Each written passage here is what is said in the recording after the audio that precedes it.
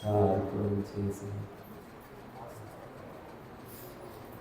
तो कई लोगों ने अभी शुरू नहीं किया, तो शुरू कर देना, बिकॉज टिकट तो भी रहेगा।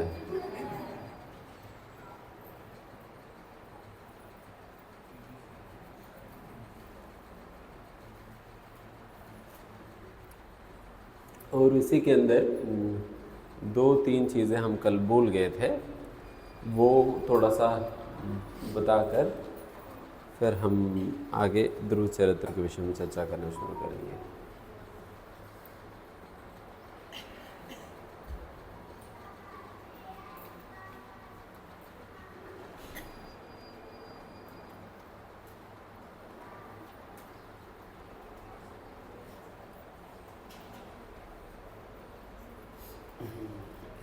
एक तो ये सारे इम्प्लीमेंट करने के लिए आपको एक डेली स्केड्यूल बनानी चाहिए। वैसा हमने एक हॉरिजॉन्टल तरीके से हमने चीज़ें डिस्कस किया, अभी वर्टिकल तरीके से हम बता रहे हैं कि एक डेली स्केड्यूल होनी चाहिए। मतलब आप कितने बजे सोएंगे, कितने बजे उठेंगे और उठने के बाद क्या क्या चीज़ें करेंगे, आप किस प्रकार से इन सारा चीज़ों को जो भी आपने सोचा हुआ है, ये 3 चीज़ें मैं लाइफस्टाइल के अंदर प्रैक्टिस करूँगा, ये 5 चीज़ें मुझे अपने स्वास्थ्य से संबंधित मुझे प्रैक्टिस करना चाहिए। तो इस प्रकार से जो भी आपने सोचा हुआ है उन चीज़ों को फिट करते हुए आप अपना डेली स्केड्यूल बनाइए। उन सारा चीज़ों को फिट करते हुए अपना डेली स्केड्यूल बनाइए, जिससे फिर ये सारा चीज़ उसके अंतर्गत कवर हो जाए।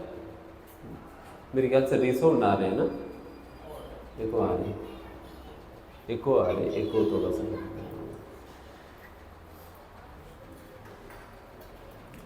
तो उस प्रकार से इन सारा चीज़ों को उस डेली स्केड्यूल के अंतर्गत फिट करते हुए बनाना होगा।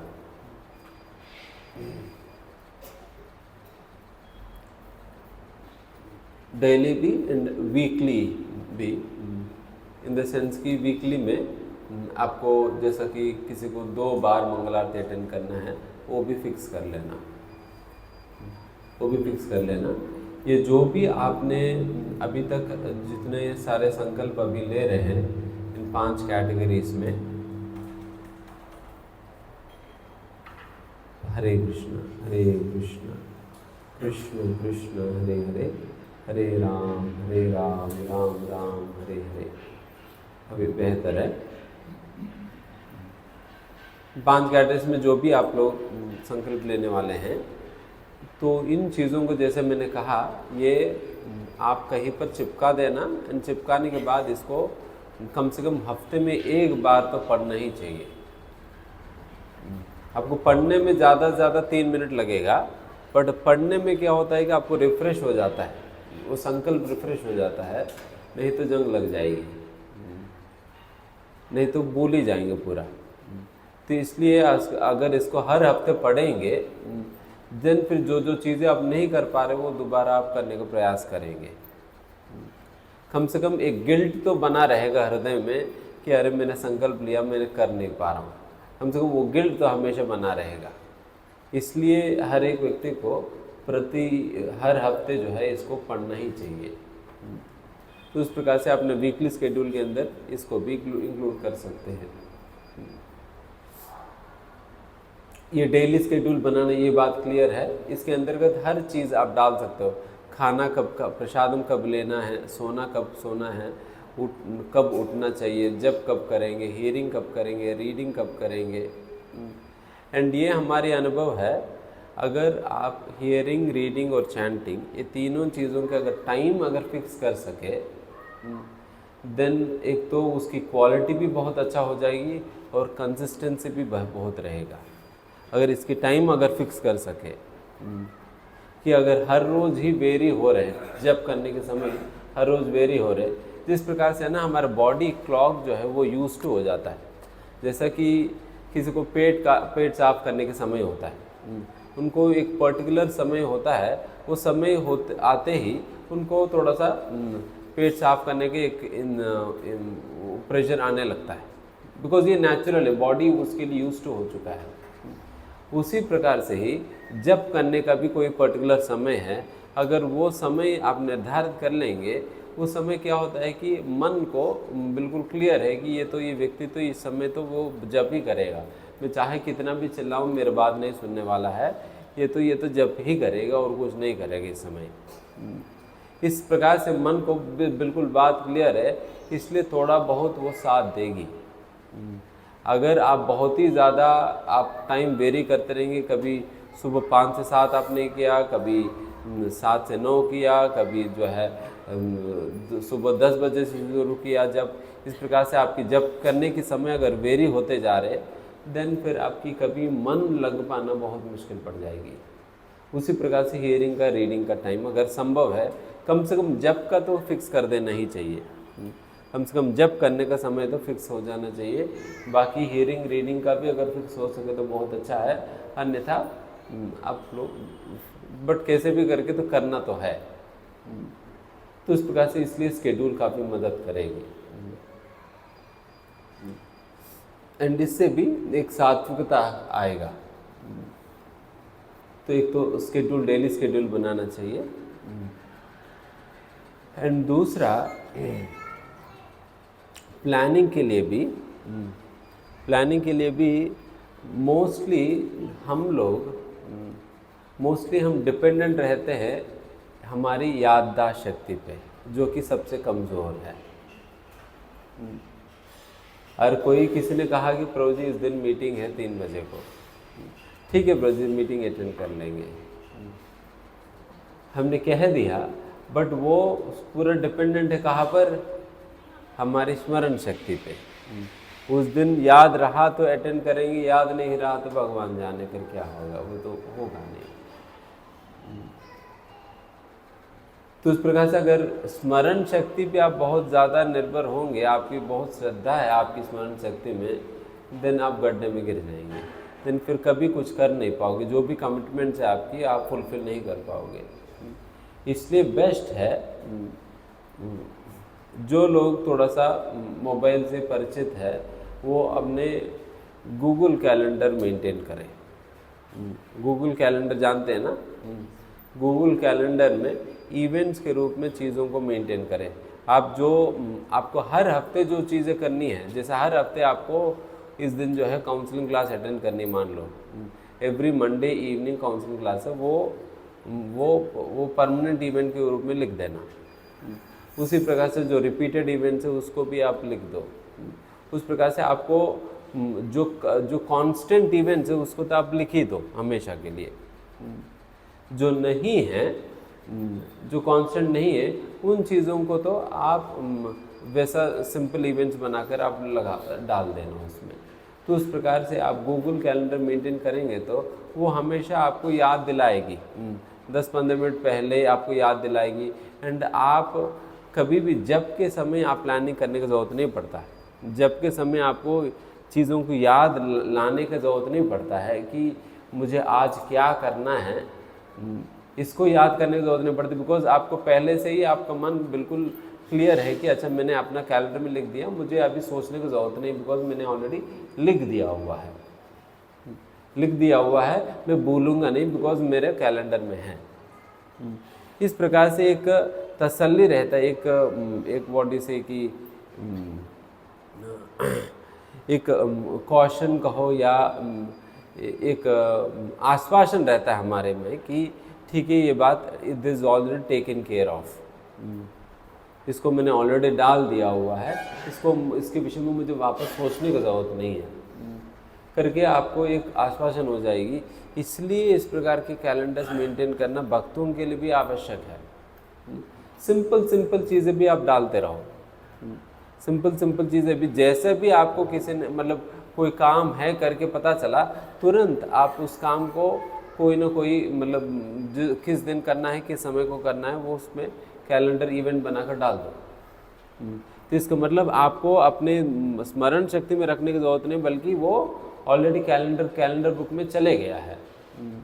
देन फिर वो कैलेंडर बुक में चले गया तो देन फिर जब भी कोई किसी मीटिंग के लिए पूछा या किसी मतलब कोई और सेवा के लिए पूछा है, देन फिर तुरंत आप अपना कैलेंडर उठाकर देखेंगे कि इस दिन मेरे को उसी समय कोई सेवा तो नहीं, देन फिर उस हिसाब से आप उससे वापस स्वीकार करेंगे या बताएंगे प्रोजी से मैं ऑलरेडी एंगेज हूँ करके। मैं खुद भी यही कर रहा हूँ, बिकॉज मुझे भी याद नहीं रहता है, मैं भी भूल जाता हूँ। और कितना भी व्यक्ति याद रख पाएगा ना, कितने प्रकार के सर्विसेज को याद रख पाएगा व्यक्ति।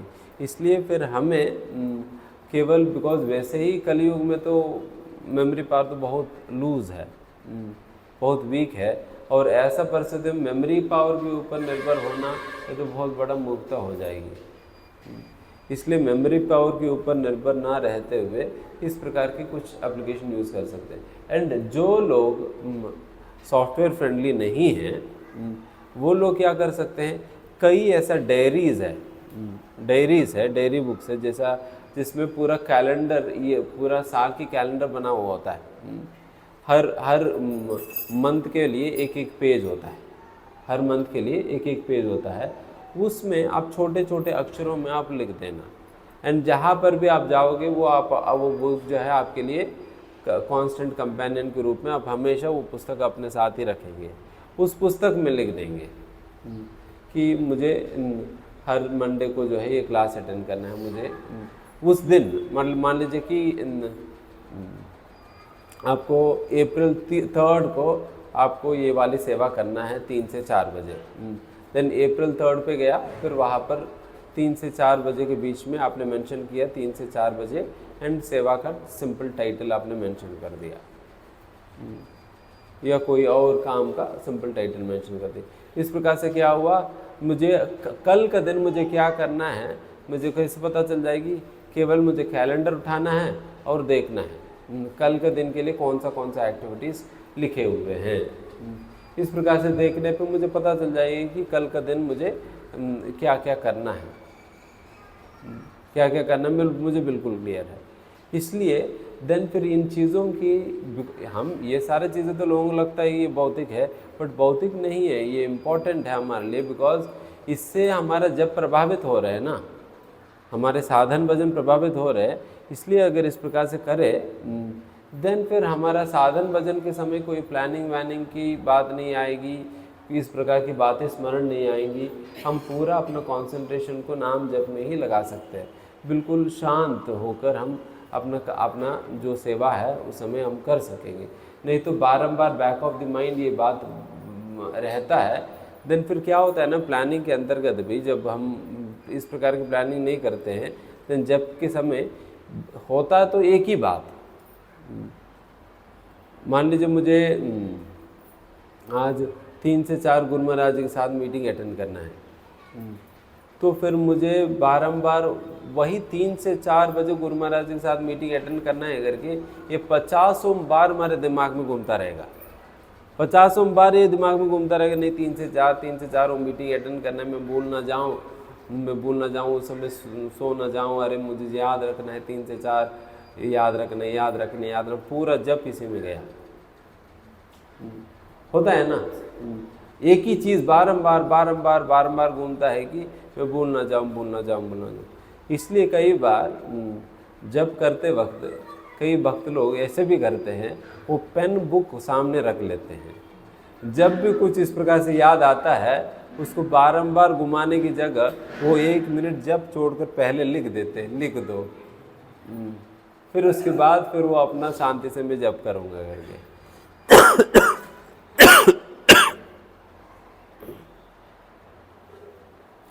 करके वो लिख देते हैं। तो उस प्रकार से हम क्या कर रहे हैं, जब के समय इस प्रकार से लिखने की ज़रूरत भी ना पड़े, जब के समय बीच में इस प्रकार से लिखने की ज़रूरत भी ना पड़े, उसके लिए हम पहले से ही अपना सारा चीज़ें तैयार करके रखे हुए हैं।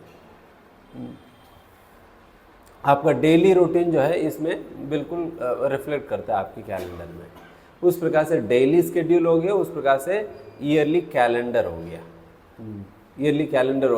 एंड ईयरली कैलेंडर के अंतर्गत भी यात्राएं जो भी है, फिर ये सारा चीज़ें भी हमने फिट कर दिया। इस प्रकार से करने पे क्या होता है ना, एक तो हमारे लिए भी शांति होता है, दूसरों के लिए भी शांति होता है। जैसे मैंने भी इस साल के लिए भी हमने क्या किया, साल के शुरुआत में ही हमें पूरा साल में मुझे पंढरपुर कब जाना है, नोएडा में कब रहना है, ये हमने पहले से ही हमने निर्धारित कर लिया हुआ है। एंड फिर उसी प्रकार से मुझे यात्राएं कब कब करनी है, मुझे अक्टूबर में भी यात्राएं कब करनी है, आज ही डेट फाइनल है, पहले से डेट तय कर दिया हुआ है कि इस समय हम अक्टूबर में यात्राओं में जाएंगे, इस समय कांग्रेशन की यात्रा रहेगी, इस समय यूथ की यात्रा रहेगी, इस समय काउंसलिंग कैंप रहेगा, इस समय कांग्रेशन का काउंसलिंग कैंप रहेगी, इस समय यूथ का काउंसलिंग कैंप रहेगा, इस समय ये वाला फेस्टिवल है, इस समय ये है। तो इस प्रकार से ये सारी चीज़ें हमने पहले भर दिया। इससे मुझे क्लियर है कि मुझे साल में क्या क्या करना है। एंड जो लोग मेरे साथ काम कर रहे हैं उनको भी अगर पहले से मैं इन्फॉर्म कर दूँ, वो ये नहीं कहेंगे प्रभु जी अभी लास्ट मोमेंट में आप कह रहे ये तैयारी करने, हम क्या करेंगे। अभी मैं पूछ सकता हूँ प्रभु जी आपको तो मैं साल की शुरुआत में ही मैंने बता दिया है इस यात्रा के विषय में, अभी क्या कर रहे हैं, मैं पूछ सकता हूँ, बिकॉज मैं साल की शुरुआत में सभी के साथ कैलेंडर शेयर कर दिया। तो इसमें क्या होता है, फिर लोगों को भी अपना प्लानिंग करने के लिए भी उनको भी तसल्ली हो जाता है कि ठीक है अभी क्लियर है मुझे कब कब मुझे अपनी चीज़ों को कैसे प्लान करना। नहीं तो फिर क्या होता है कि हम सडनली कुछ बताएंगे, फिर यही धमकी देंगे कि देखिए तुम्हारा समर्पण है तो फिर आ जाओ, फिर वही धमकी देंगे अभी समर्पण दिखाओ करके। ये हमारी प्लानिंग की कमी है और सामने से हम एक्सपर्ट डिमांड कर रहे हैं कि ये तो दिस इज ऑल फेक है। रादर हम अपने तैयारी के साथ जब कुछ वैसा डिमांडिंग सिचुएशंस आते हैं तब तो हमें डिमांड कर सकते हैं, बट वैसा हर बार ही उस प्रकार से करने की जरूरत नहीं है। रादर पहले से अगर इंटीमेट करें तो फिर लोग, इसलिए ये प्लानिंग जो है आपको काम करेगी। इसलिए ईयरली कैलेंडर भी आप लोग बना सकते। ईयरली कैलेंडर हुआ एंड डेली स्केड्यूल हुआ। तो इस प्रकार से आप इस कैलेंडर्स को वगैरह आप लोग, ये प्लानर्स होता है, इसको प्लानर्स कहते हैं। आप प्लानर बुकलेट ले सकते हैं या नहीं तो कोई भी डायरी आप लेंगे ना मार्केट में, उस डायरी में कैलेंडर्स होते हैं, डेली में हमेशा वो प्लानर होता है। अब या प्लानर देख कर आप डायरी खरीद लीजिए। तो इस प्रकार से आप अपना कैलेंडर मेंटेन करो। देखिए मतलब इसके लिए आप ये मत सोचें कि प्रोजेक्ट में कोई बहुत बड़ा कंपनी का मालिक थोड़ी हो ये सारा कुछ करने हैं। देखिए आप मालिक होने की ज़रूरत नहीं है, आप सिंपल व्यक्ति ही हो सकते हैं, आप सिंपल हाउसवाइफ भी हो सकते हैं, बट फिर भी ऐसा नहीं कि you are not an important person. देखिए ये कंपनी के मालिक का समय जितना इम्पोर्टेंट है उतना ही इम्पोर्टेंट है एक हाउसवाइफ का समय भी, बिकॉज दोनों ही मनुष्य अल्टीमेटली, दोनों ही मनुष्य है, कोई भी कम इम्पोर्टेंट नहीं है, सभी का समय बहुत इम्पोर्टेंट है। इसलिए आप ये मत सोचें कि मैं इतना बड़ा थोड़ी नौकरी कर रहा हूँ, इतना बड़ा मालिक थोड़ी हूँ मैं जी इतना सारा कुछ करने के लिए, ऐसा मत सोचिए। Rather everybody is important because everybody's time is important, because हमारी इम्पोर्टेंस हमारी उपाधि की वजह से नहीं है, हमारी जो समय की इम्पोर्टेंस ये हमारे मनुष्य जीवन की वजह से है, मनुष्य जीवन की वजह से है। उस आधार पे हम ये बात कह रहे हैं। तो इसलिए हर एक व्यक्ति को भी प्लानिंग करनी चाहिए, चाहे कोई भी क्यों ना हो, है ना। तो इस प्रकार से yearly calendar, daily schedule and ये सारा कुछ। देखिए इसमें समय लगता है तो इसलिए आप लोग थोड़ा सा सोच समझ कर करिए। एंड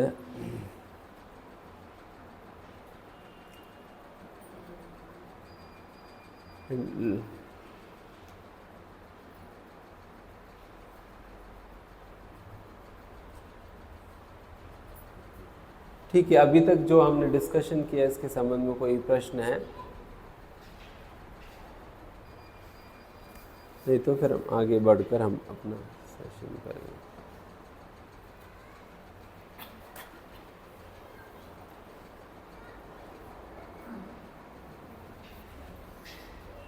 हाँ जैसे आपने बताया कि डेली कैलेंडर सेट कर देना, टाइमिंग ये होगा, जैसे हमने 12 से 1 का कुछ ऐसा प्लॉट बना रखा है कि हमें इस समय रीडिंग करना है, किसी टाइम पे कोई अर्जेंट ऑफिस का काम आ गया या किसी से रिलेटेड कुछ काम आ गया तो वो टाइम हमारा एक्सेस कर गया रेडी हो नहीं पाई। हाँ, इसलिए हम डेली टारगेट्स नहीं रख रहे हैं, रादर हम वीकली टारगेट रख रहे हैं। ठीक है, आपको एक दिन इस प्रकार से हो सकता है, बट हर दिन ही तो नहीं होगा ना, इसलिए टारगेट हमारा वीकली है। डेली के लिए हमने शेड्यूल बनाया हुआ है, अगर बेस्ट प्रयास करेंगे कि उस शेड्यूल को फॉलो करें, बट कई बार कुछ ऐसा सिचुएशन आ जाती है जिसकी वजह से स्किप हो जाता है, वो तो नेचुरल है। मैं इसलिए डेली फिक्स नहीं कर रहा हूँ, बिकॉज नहीं तो फिर क्या होता है ना, वो बहुत एक मेंटल प्रेशर बन जाता है।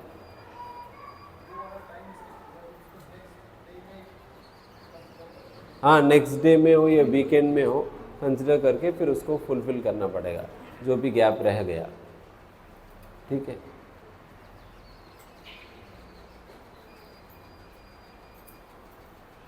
यहाँ तक क्लियर है ना? ठीक है।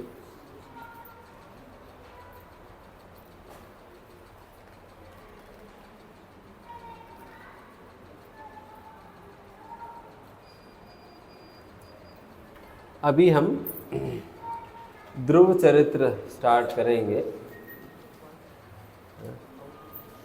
वो कभी और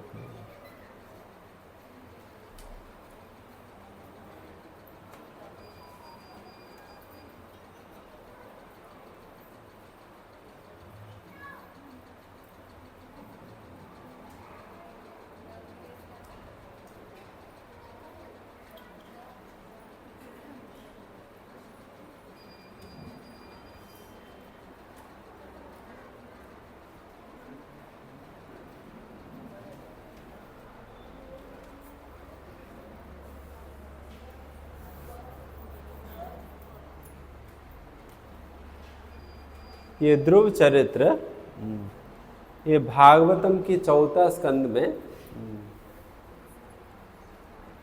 8वीं अध्याय से लेकर 13वीं अध्याय तक 5 दिन का या 5 अध्यायों की 5 अध्याय में होता है ये पूरा ध्रुव चरित्र, 8वें अध्याय से लेकर 13वें अध्याय तक। ये 4 स्कंद में आता है, भागवतम की 4 स्कंद में। तो इसमें हम अभी 8वें अध्याय से शुरू कर रहे हैं। 8वें अध्याय में 7वें श्लोका से हम शुरू कर रहे हैं।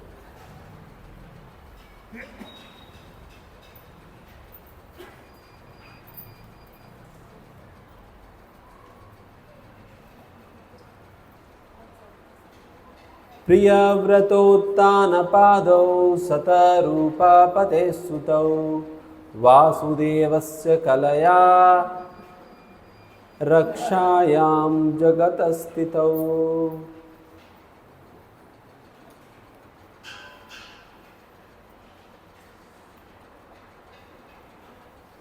यहाँ पर श्रीमद् भागवतम के अंतर्गत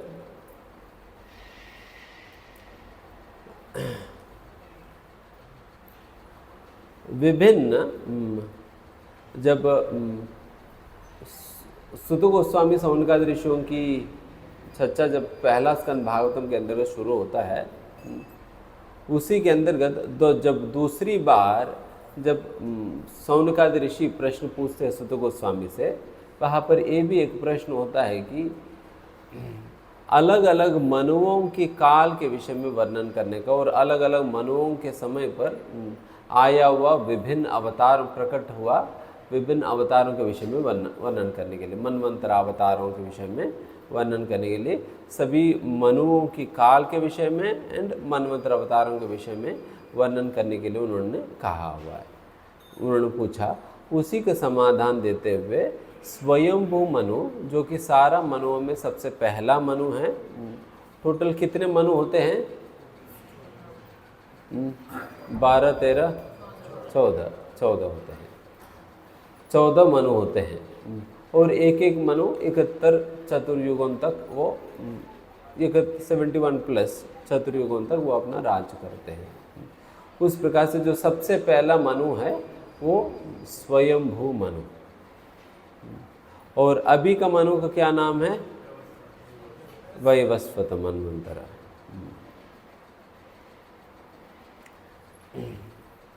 तो उस प्रकार से स्वयंभू मनु का 2 पुत्र रहे हैं, जो कि प्रियव्रत एंड उत्तानपाद। 2 पुत्र हैं, प्रियव्रत और उत्तानपाद। और उनमें से अभी प्रियव्रत महाराज हालांकि बड़े थे, बट फिर भी प्रियव्रत महाराज जी के विषय में अभी चर्चा नहीं होता है, क्योंकि प्रियव्रत महाराज जी जो है वे विरक्त होकर या वैराग्य स्वीकार करते हुए वो तप करने वो चले जाते हैं। तप करने वो चले जाते हैं वैराग्य लेकर। तो इसलिए प्रियव्रत महाराज जी राज भार को नहीं स्वीकार किए थे उस समय, बल्कि उत्तानपाद स्वीकार किए थे, इसलिए उनके स्थान पे। फिर उत्तानपाद का 2 पत्नियां रही, एक तो शतरूपा, दूसरा सुरुचि एंड सुनीति। शतरूपा स्वयंभू मनु की पत्नी हैं, जिनसे ये दोनों प्रकट जन्मे थे, उत्तानपाद और प्रियव्रत। स्वयंभू मनु और शतरूपा उन दोनों का संतान है, उत्तानपाद और प्रियव्रत, जिनमें से प्रियव्रत महाराज जो है वो वैराग्य लेकर वो चले गए हैं, एंड बचे हैं उत्तानपाद। एंड उत्तानपाद का 2 पत्नियां हैं, जिसमें सुरुचि, उत्तानपाद का अनेक पत्नियां हैं, उनमें से सुरुचि और सुनीति दोनों प्रधान थे। और सुरुचि और सुनीति इनके विषय में भी चर्चा होगी।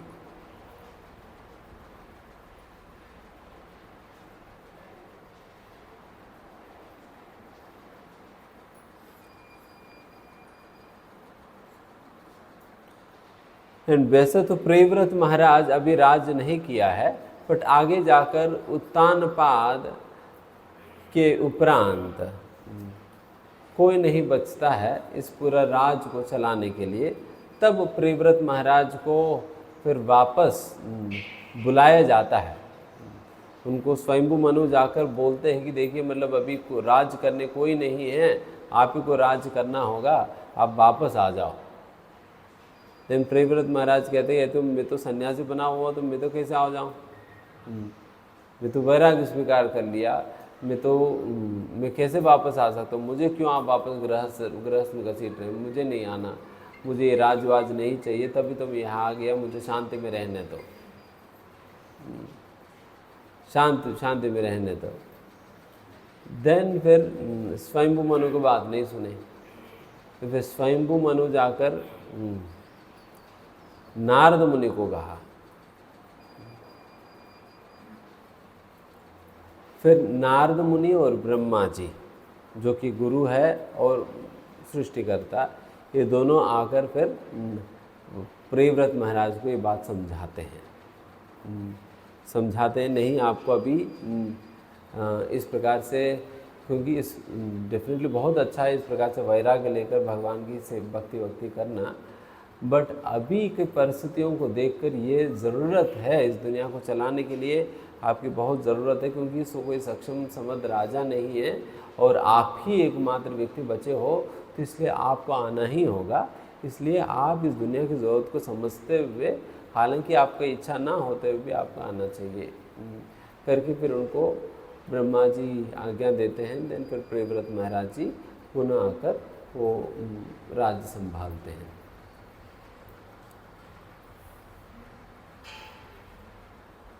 एंड आगे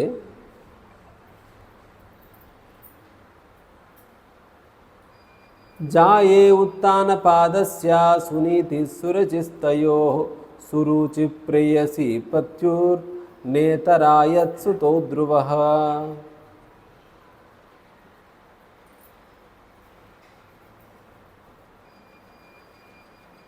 सुरुचि प्रेयसी पत्युर, सुरुचि उत्तानपाद के लिए बहुत ही अत्यंत घनिष्ठ प्रेयसी थी। सुरुचि वो ज़्यादा नज़दीक थी उत्तानपाद के लिए सुनीति सुनीति से भी। हालांकि सुनीति बड़ी थी, बट फिर भी सुरुचि ज़्यादा प्रेयसी थी। और सुनीति का एक पुत्र हुए जो कि जिनका नाम है ध्रुव महाराज, ध्रुव। एंड जैसा कहा गया है ये इतना फेवरेट नहीं है, सुनीति इतना फेवरेट नहीं है राजा के लिए।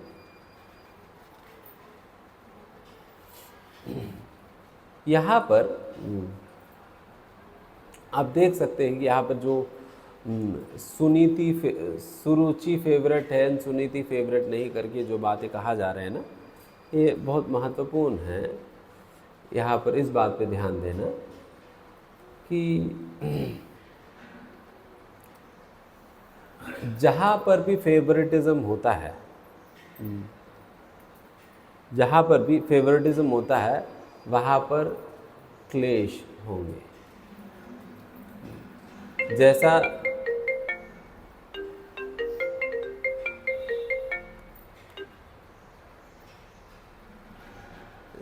धृतराष्ट्र ने दुर्योधन के प्रति फेवरेटिज्म दिखाया, फिर क्या हुआ? कुरुक्षेत्र युद्ध हुआ। एंड उसी प्रकार से राजा चित्रकेतु महाराज, उन्होंने भी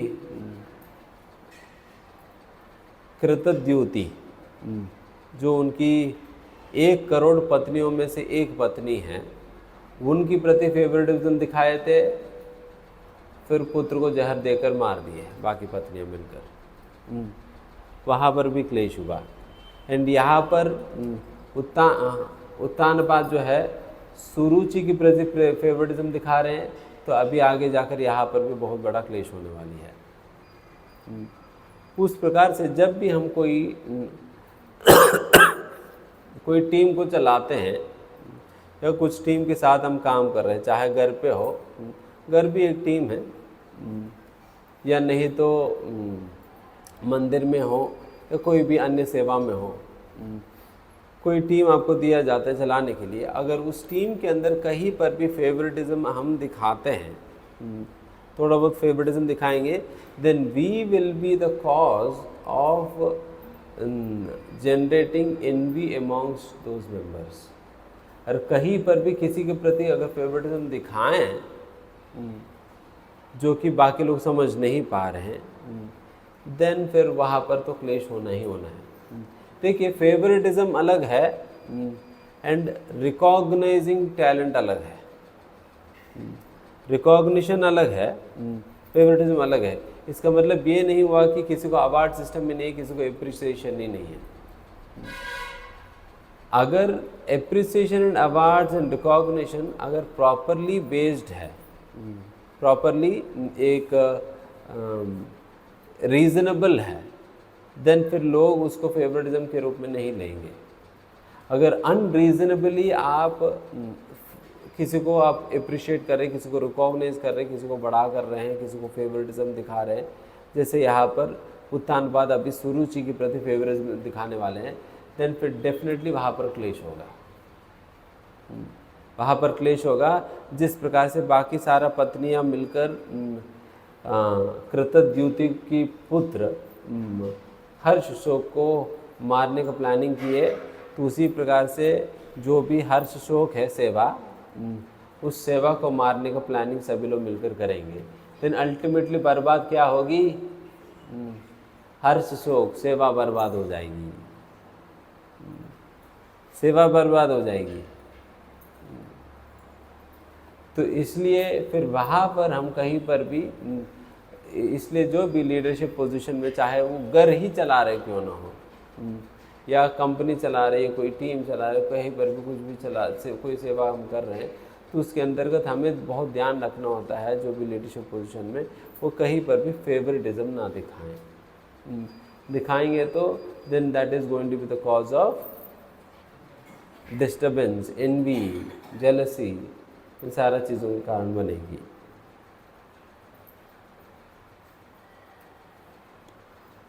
ये पॉइंट क्लियर है सभी को?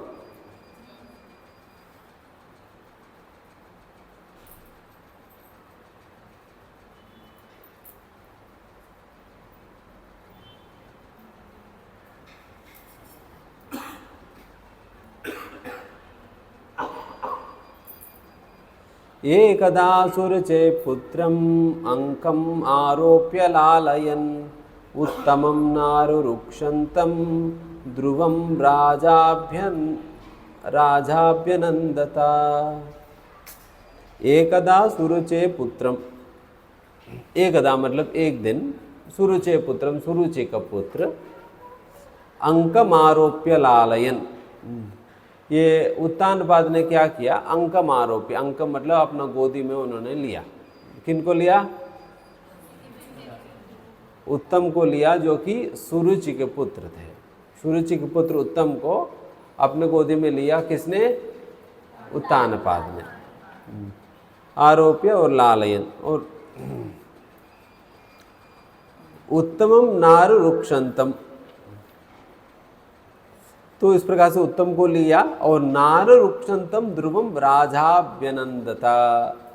हालांकि ध्रुव महाराज भी वहीं पर ही थे एंड वो भी राजा उत्तानपाद की गोद में बैठना चाह रहे थे, बट नारु रुक्षम, उनको तो गोदी में नहीं लिया जा रहे। हालांकि उनका इच्छा था गोदी में लेने का, बट फिर भी नहीं ले पा रहे। बोले एक तो ध्रुव महाराज की इच्छा था गोदी में बैठने का, एंड दूसरा उत्तानपाद का भी इच्छा था उनको गोदी में लेने की, बिकॉज अल्टीमेटली उन्हीं का तो पुत्र है, अल्टीमेटली उन्हीं का पुत्र है। उनको अपने गोदी में लेने की जो उनके अंदर इच्छा थी, बट वो कर नहीं पा रहे हैं। यहाँ पर ये महत्वपूर्ण बात समझ सकते हैं कि उत्तानपाद का इच्छा होते हुए भी ध्रुव महाराज को अपने गोदी में ले नहीं पा रहे, उसका क्या कारण होगा?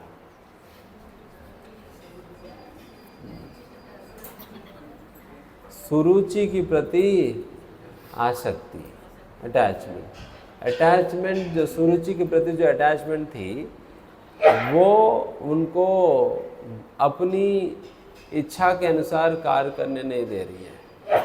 उनको पता है क्या सही है क्या गलत है और क्या मुझे करना चाहिए, बट फिर भी जो उनको पता होने के बावजूद भी कर नहीं पा रहे अटैचमेंट के कारण।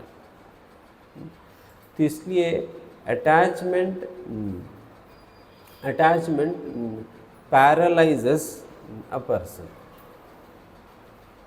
आसक्ति जो है हमें पैरालिसिस, पता नहीं क्या कहेंगे, क्या कहेंगे? हाँ,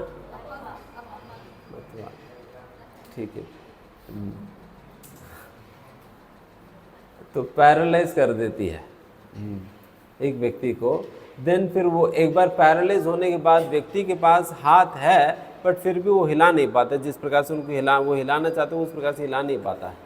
वो उनके पास पैर है, पैर होने के बावजूद भी जिस प्रकार से वो चलना चाहते हैं वो चल नहीं पाता है, बिकॉज वो अटैचमेंट है। इसलिए जहाँ पर भी अटैचमेंट है, मतलब जहाँ पर भी अटैचमेंट है, जितना अटैचमेंट है उतना ही हम पैरालाइज्ड हो जाएंगे। जिस प्रकार से Dhritarashtra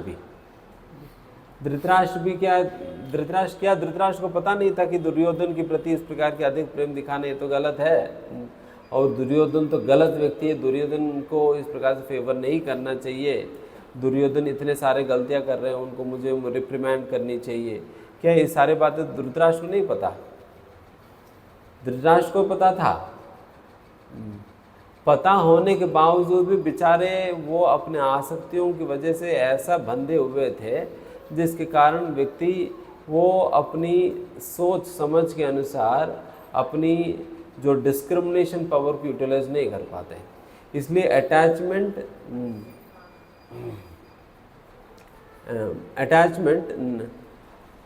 will never let us exercise our discrimination power appropriately. Discrimination power को वो मिनिमाइज कर देती है, उसको सही प्रकार से एक्सरसाइज करने नहीं देती है।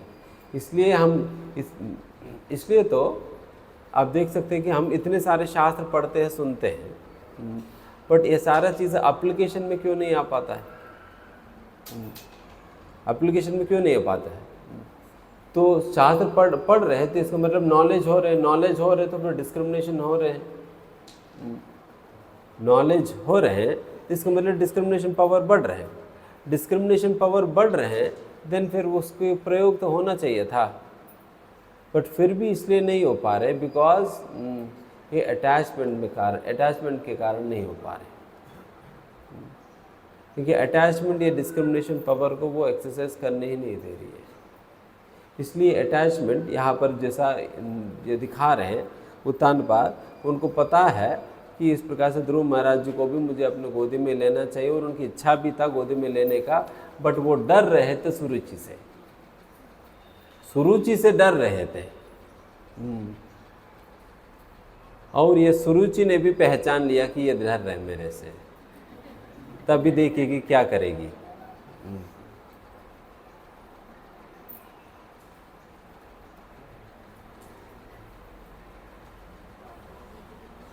तथा चिकीर्षमानं तं सपत्न्यास्तनयं ध्रुवं सुरुचि शृण्वतो राज्ञा शीर्ष्यम् आहति गर्विता।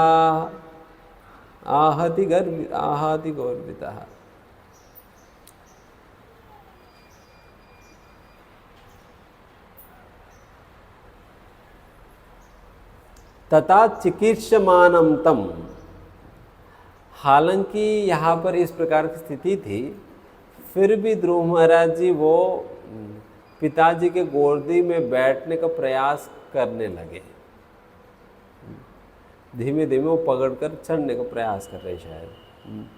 तथा चिकीर्षमानं तम was trying to get on the lap of his father. जैसा ध्रुव महाराज जी उनके पिताजी के गोदी में बैठने का प्रयास कर ही रहे थे। सपत्न्या तनयं ध्रुवम सुरुचि शृण्वतो राज्ञा। एंड इस प्रकार से प्रयास करते हुए ध्रुव महाराज जी को सुरुचि ने देख लिया। सुरुचि देखकर वो बहुत ज़्यादा ईर्ष्या करने लगी ध्रुव महाराज जी से। ईर्ष्या करते हुए अत्यंत आहति गर्विता मतलब अत्यंत गर्व के साथ ये बात कहने लगी। और ये बात कह भी कैसे रही है? शृण्वतो राज्ञा, राजा को सुनाई देने के हिसाब से बोल रही है, ताकि राजा को भी ये बात सुनाई दे। एंड अब देखिएगा कि सुरुचि ऐसा डांटती है ध्रुव महाराज जी को, एंड ये बात राजा सुन भी रहे हैं और उनको बहुत बुरा भी लग रहे हैं, बट फिर भी कुछ कह नहीं पाते, केवल और केवल आसक्ति के कारण। केवल आसक्ति के कारण कुछ नहीं कह पाते। आप देखिएगा,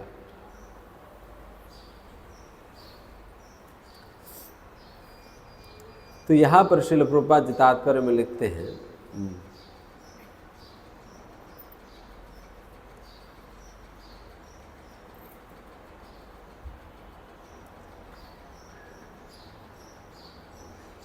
because of his favoritism towards his queen Suruchi, could not welcome Dhruv Maharaj despite his feelings. सुरुचि के प्रति अपने फेवरेटिज्म के कारण, हालांकि ध्रुव महाराज के प्रति उनकी भावना तो है, बट फिर भी उनको स्वागत नहीं कर पा रहे हैं। And king Uttanpad feelings was understood by Suruchi, and Suruchi ने राजा उत्तानपाद की भावनाओं को समझ गई। वो भी समझ गई ये लेना चाह रहे हैं बट मेरे सामने ले नहीं पा रहे, ये लेना तो चाह रहे बट मेरे सामने इस प्रकार से इनकी इतना हिम्मत नहीं हुई कि मेरे सामने ले सके अपने गोदी में। मतलब आप सोचे कि कितना बड़ा राजा है उत्तानपाद। उत्तानपाद कितना बड़ा राजा है, पूरा भूमंडल को शासन करते थे। भूमंडल मतलब केवल हमारा पृथ्वी नहीं है, भूमंडल मतलब केवल पृथ्वी नहीं है, बल्कि ये पूरा जो 14 भुवनों में से एक है ये जो भूमंडल है। एंड उस भूमंडल में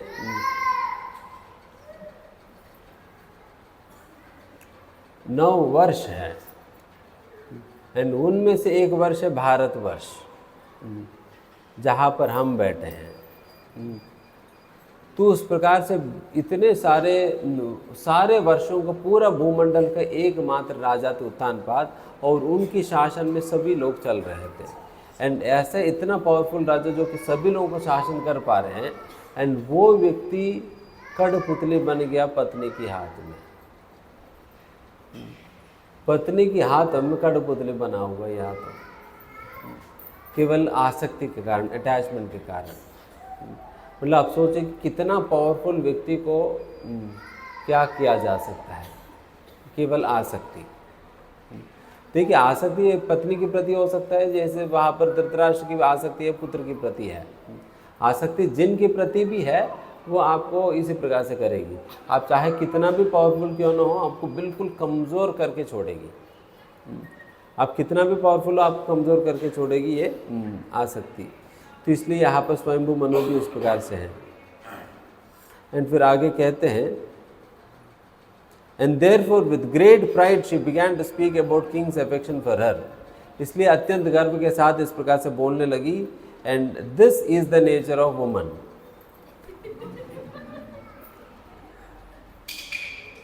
If a woman understands that her husband regards her as a favorite and is especially affectionate to her, she takes undue advantage.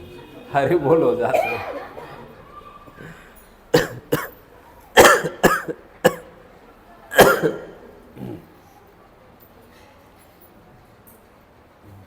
मतलब इस प्रकार से कोई भी, यहाँ पर तो इस केस में तो पत्नी है, और धृतराष्ट्र के केस में तो पुत्र है, पुत्र है। इसलिए ये आसक्ति इस केस में पत्नी के प्रति, उस केस में पुत्र के प्रति, एंड दूसरा केस में पति के प्रति हो सकता है आसक्ति। उस प्रकार से आसक्ति जहाँ पर भी है, वो आसक्ति आपको बहुत कमज़ोर करेगा ही करेगा। तो जितना आसक्ति है उतना कमज़ोर है। एंड यहाँ पर भी इस प्रकार की आसक्ति है करके अगर किसी को पता चल जाता है ना, जैसा दुर्योधन ने धृतराष्ट्र के एडवांटेज लिया। दुर्योधन ने, हालांकि धृतराष्ट्र बैठे हुए थे गद्दे पे, बट सारा डिसीजन मेकिंग तो कौन करते थे? दुर्योधन करते थे। सारा डिसीजन मेकिंग उनकी, एंड केवल स्टैंप लगाने के काम उनका है धृतराष्ट्र का। वो केवल स्टैंप तप्पा लगाते थे बस धृतराष्ट्र। जी हाँ ठीक है, आपको ऐसा करना है, ठीक है करो। वो बस जी हाँ ही करते थे, तो इसलिए जिहाद हो गया।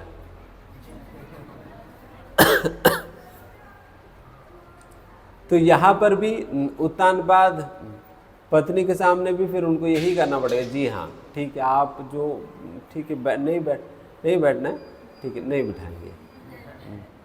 आप बताए, जब अब बिठाना होता आप बता देना, तभी बिठाएंगे। तो फिर यहाँ पर पत्नी के सामने झुक गए। इतना बड़ा राजा पत्नी के सामने झुक गया, हो गया।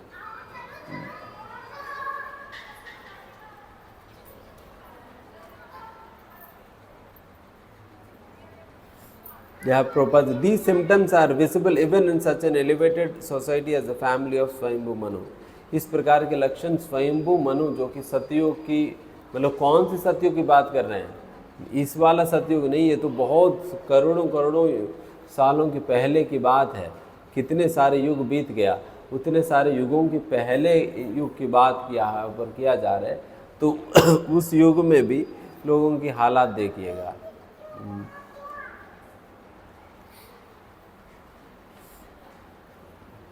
न वत्सा नृपते दिष्ण्यम भवान आरोढ़मार्हति, न गृहीतो मया यत्वं कुक्षावपि नृपात्मजः।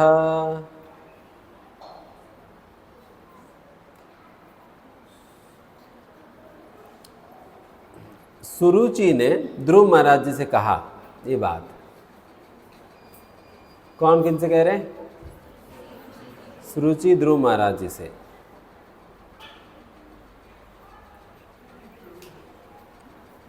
ना वत्स नृपते दिष्ण्यम भवान आरोढ़मर्हति। आरोढ़ मतलब बैठना, अर्हति मतलब योग्य, अर्हत होना। ना, आपको पिताजी की राजा की गोदी में बैठने का योग्य है नहीं। तो पिताजी की गोदी में बैठने का योग्यता तुम्हारे अंदर है नहीं।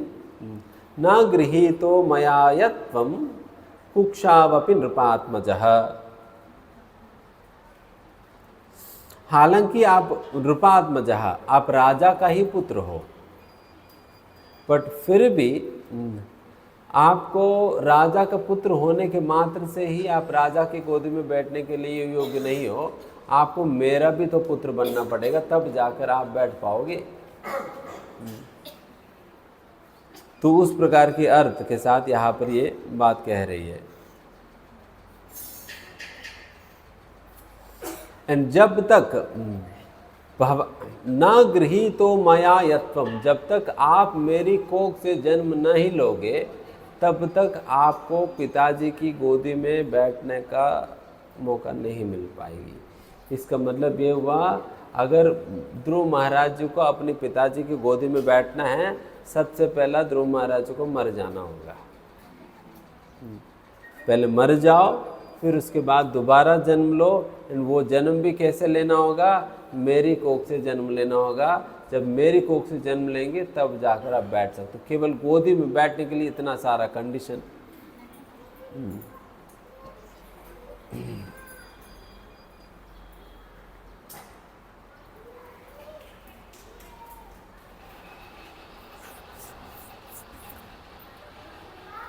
तो यहाँ पर सुरुचि इनडायरेक्टली ध्रुव महाराज से कह रहे हैं कि देखिए, केवल जो मेरे कोख से जिसने जन्म लिया है वही राजा का पुत्र के रूप में माना जाएगी, बाकी और किसी को नहीं माना जाएगी। इस प्रकार से लिटरली डिक्लेयर कर रही है।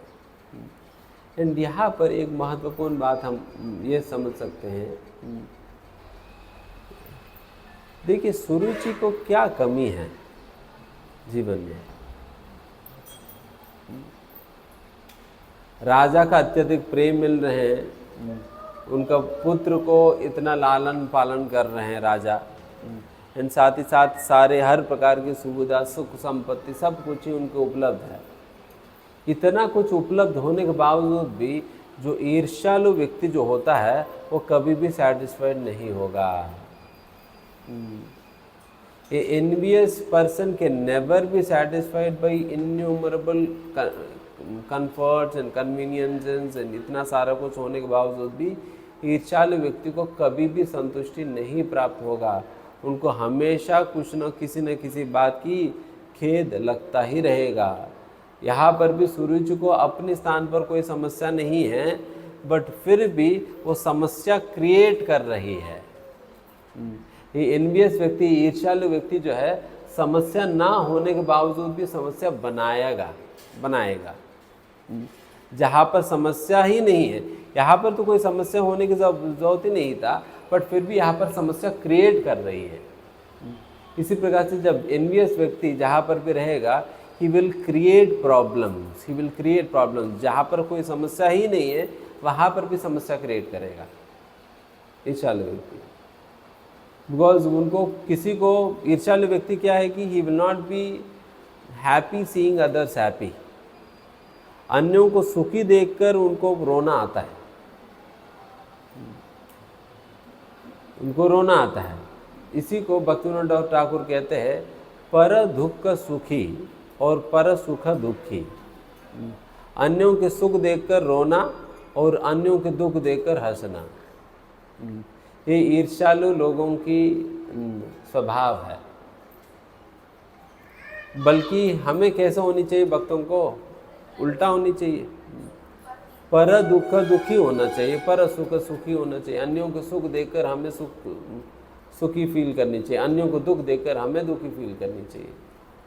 बट अगर उल्टा हमें अनुभव हो रहे, इसका मतलब हमारे अंदर ईर्ष्या है। अगर उल्टा अनुभव हो रहे तो इसका मतलब हमारे अंदर ईर्ष्या है। तो इसलिए कई बार लोग ईर्ष्या को सीधा स्वीकार नहीं करते हैं अपने अंदर है करके। तो इसलिए इस प्रकार के सिम्टम्स के आधार पर आप नाप सकते हैं कितना आपके अंदर ईर्ष्या है। हमारे अंदर ईर्ष्या है, आप नाप सकते हैं। किसी को सुखी देखकर, किसी को भक्ति में आगे प्रगति करते हुए देखकर आपको दुख लग रहे हैं, प्रभु जी वो इतना माला क्यों कर रहे हैं प्रभु? ये नहीं सोचते कि उसने क्या तुम्हें रोका है क्या? माला करने से तुम्हें तो रोका नहीं, तो फिर आप क्यों रहे? फिर प्रभु जी उनका दीक्षा हो गया, प्रभु जी उनकी दीक्षा होगी, हम दोनों साथ ही आए थे, बट उनका दीक्षा होगी, मेरा तो नहीं हुआ। तो ये जो ईर्ष्या है वो ईर्ष्या नहीं होनी चाहिए। ईर्ष्या नहीं होने का मतलब है when we are in such a consciousness कि we are ready to celebrate others success, अन्यों की सफलता को हम मनाने की इच्छा हो रही है हमारे अंदर, तो इसका मतलब हमारे अंदर ईर्ष्या नहीं उस व्यक्ति के प्रति। अगर किसी का सफलता को देखकर हमारे अंदर जलन हो रहे हैं, तो इसका मतलब हम बहुत बीमार हैं। यहाँ पर सुरुचि जो है वो ध्रुव महाराज जी को इस प्रकार से सुखी देखना नहीं चाह रही है, देख नहीं पा रही है।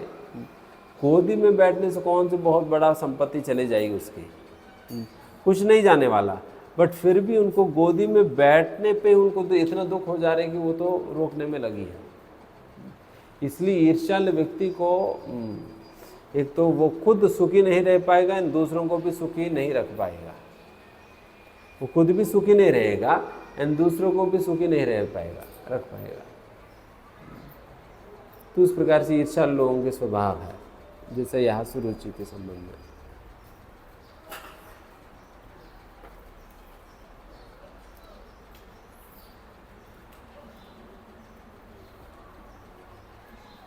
उसके आगे बालोसी बतनात्मानम, आप लोगों के पास है क्या बुक या मोबाइल फोन में है ना? तो आप लोग मेरे पीछे बोलेंगे तो सोएंगे नहीं, है ना?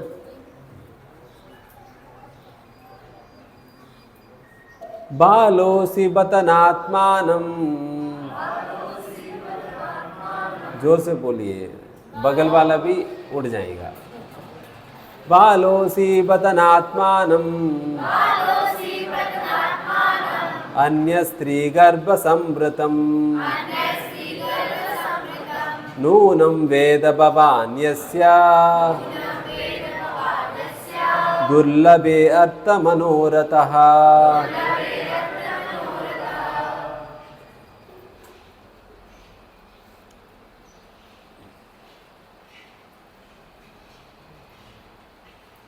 बालोसी बतनात्मानम अन्य स्त्री गर्भ संवृतम। हे ध्रुव, शायद आप भूल गए हैं कि आप मेरा कोख से आपने जन्म नहीं लिया है, आप दूसरा स्त्री की गर्भ से आपने जन्म लिया है, इस बात को आप भूल गए हैं। मतलब कितना गर्वित होकर ये बात व्यंग्य रूप से कह रहे हैं ना। नूनम वेद भवान्यस्य दुर्लभे अर्थ मनोरथः। इसलिए आपकी ये जो प्रयास है पिताजी की गोदी में बैठने का, ये तो सफल नहीं हो पाएगी।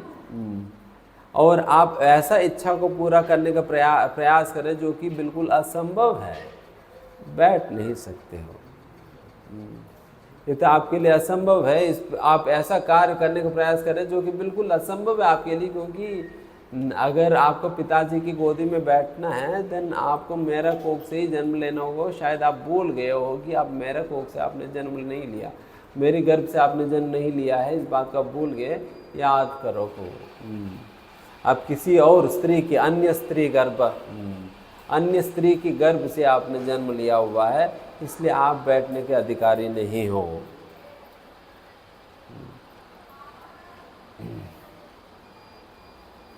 Pride comes next to fall down. आप लोगों ने सुना होगा,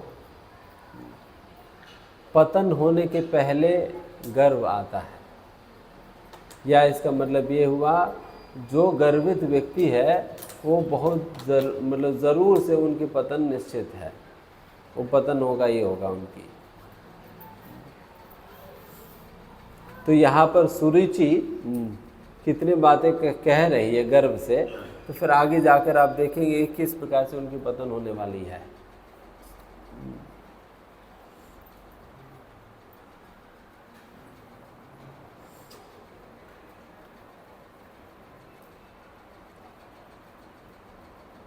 शायद ये ईर्ष्या और अहंकार दोनों साथ साथ चलते होंगे, जैसा क्रोध और काम दोनों साथ साथ चलते हैं, ईर्ष्या और अहंकार साथ साथ चलते होंगे।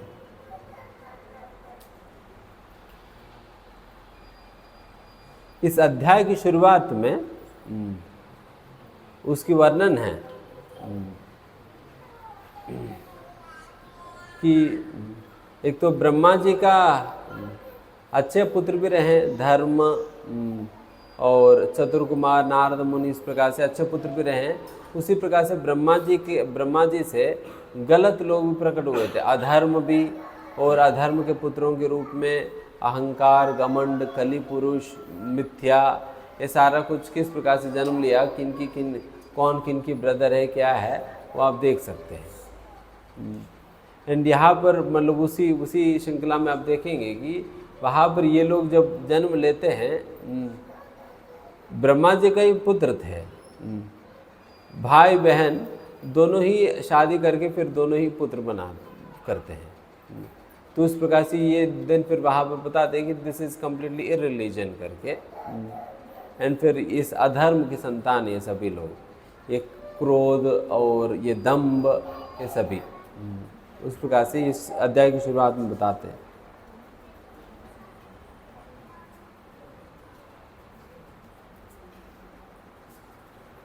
तपसाराध्य पुरुषम तस्यैवानुग्रहेण मे गर्भे त्वं साधयात्मानं यदिच्छसि नृपासनम्। यदि इच्छसि नृप आसनम, यदि आपके अंदर इच्छा है नृप आसनम, राजा की आसन को स्वीकार करने का, आपको क्या करना होगा? तपसा आराध्य पुरुषम, पुरुषम मतलब भगवान को, तपसा आराध्या, खूब अच्छी तपस्या करके उनकी आराधना करो भगवान की। यदि आपके अंदर इच्छा है इस राजा की गद्दे को प्राप्त करने का, देन भगवान की आराधना पूजा करो, तप करो।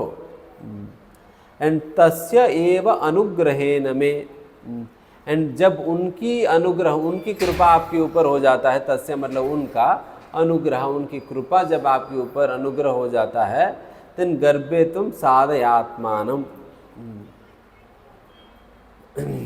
देन फिर क्या होगा? देन उनकी कृपा से, भगवान की कृपा से कौन सा मोक्ष मिलने वाली है? आपको मेरी गर्भ से जन्म लेने का मौका मिल जाएगी। मतलब उनकी गर्भ से जन्म लेना है तो तपस्या करके भगवान की आराधना पूजा पाठ करो। जब भगवान की कृपा हो जाएगी एंड भगवान की कृपा से आपको मेरी गर्भ से जन्म लेने का मौका मिलेगी, एंड जब मेरी गर्भ से जन्म लोगे तब जाकर आपको इस राजा की गद्दा मिल सकेगी। मतलब कितना कहानी सुना दिया उसने। बस गोदी में बैठने के लिए, पिताजी की गोदी में बैठने के लिए कितना क्या करना पड़ेगा? जंगल जाकर तपस्या करो, फिर तब जाकर उनको मिलेगा।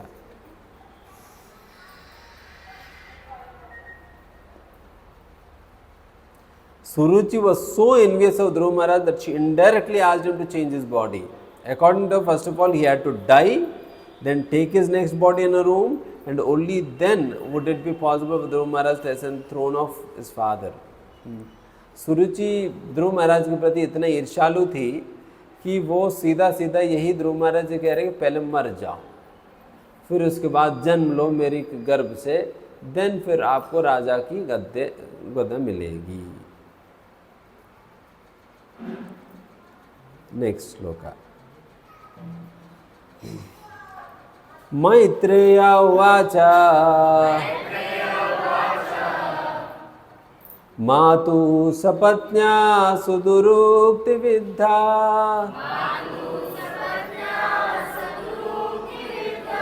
स्वशन् रुषा दण्डहतो यथा हि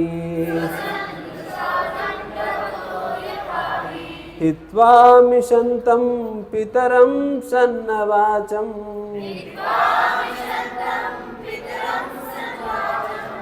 जगाम मातु पररूढं साक्ष्यम्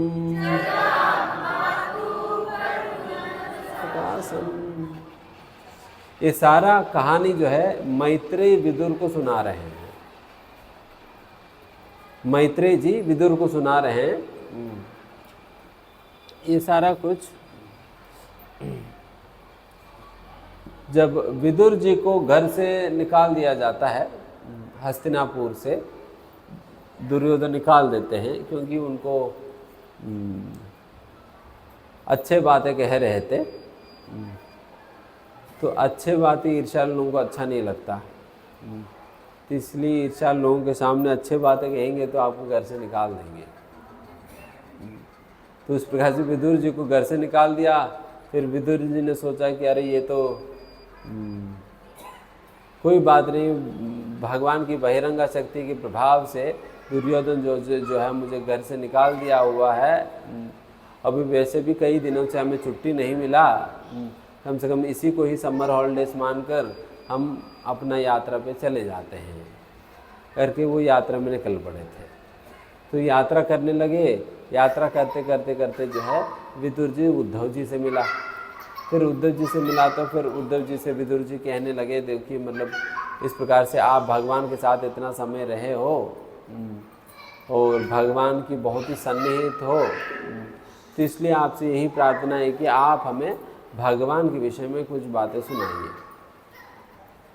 फिर उद्धव जी जो है क्या करते हैं, उद्धव जी नहीं, मैं आपको कहने लायक नहीं हूँ, बल्कि आप जो है मैत्रेय जी के पास जाए, मैत्रेय जी से आप सुनिए। यहाँ पर देखिए उद्धव जी ने ये नहीं सोचा कि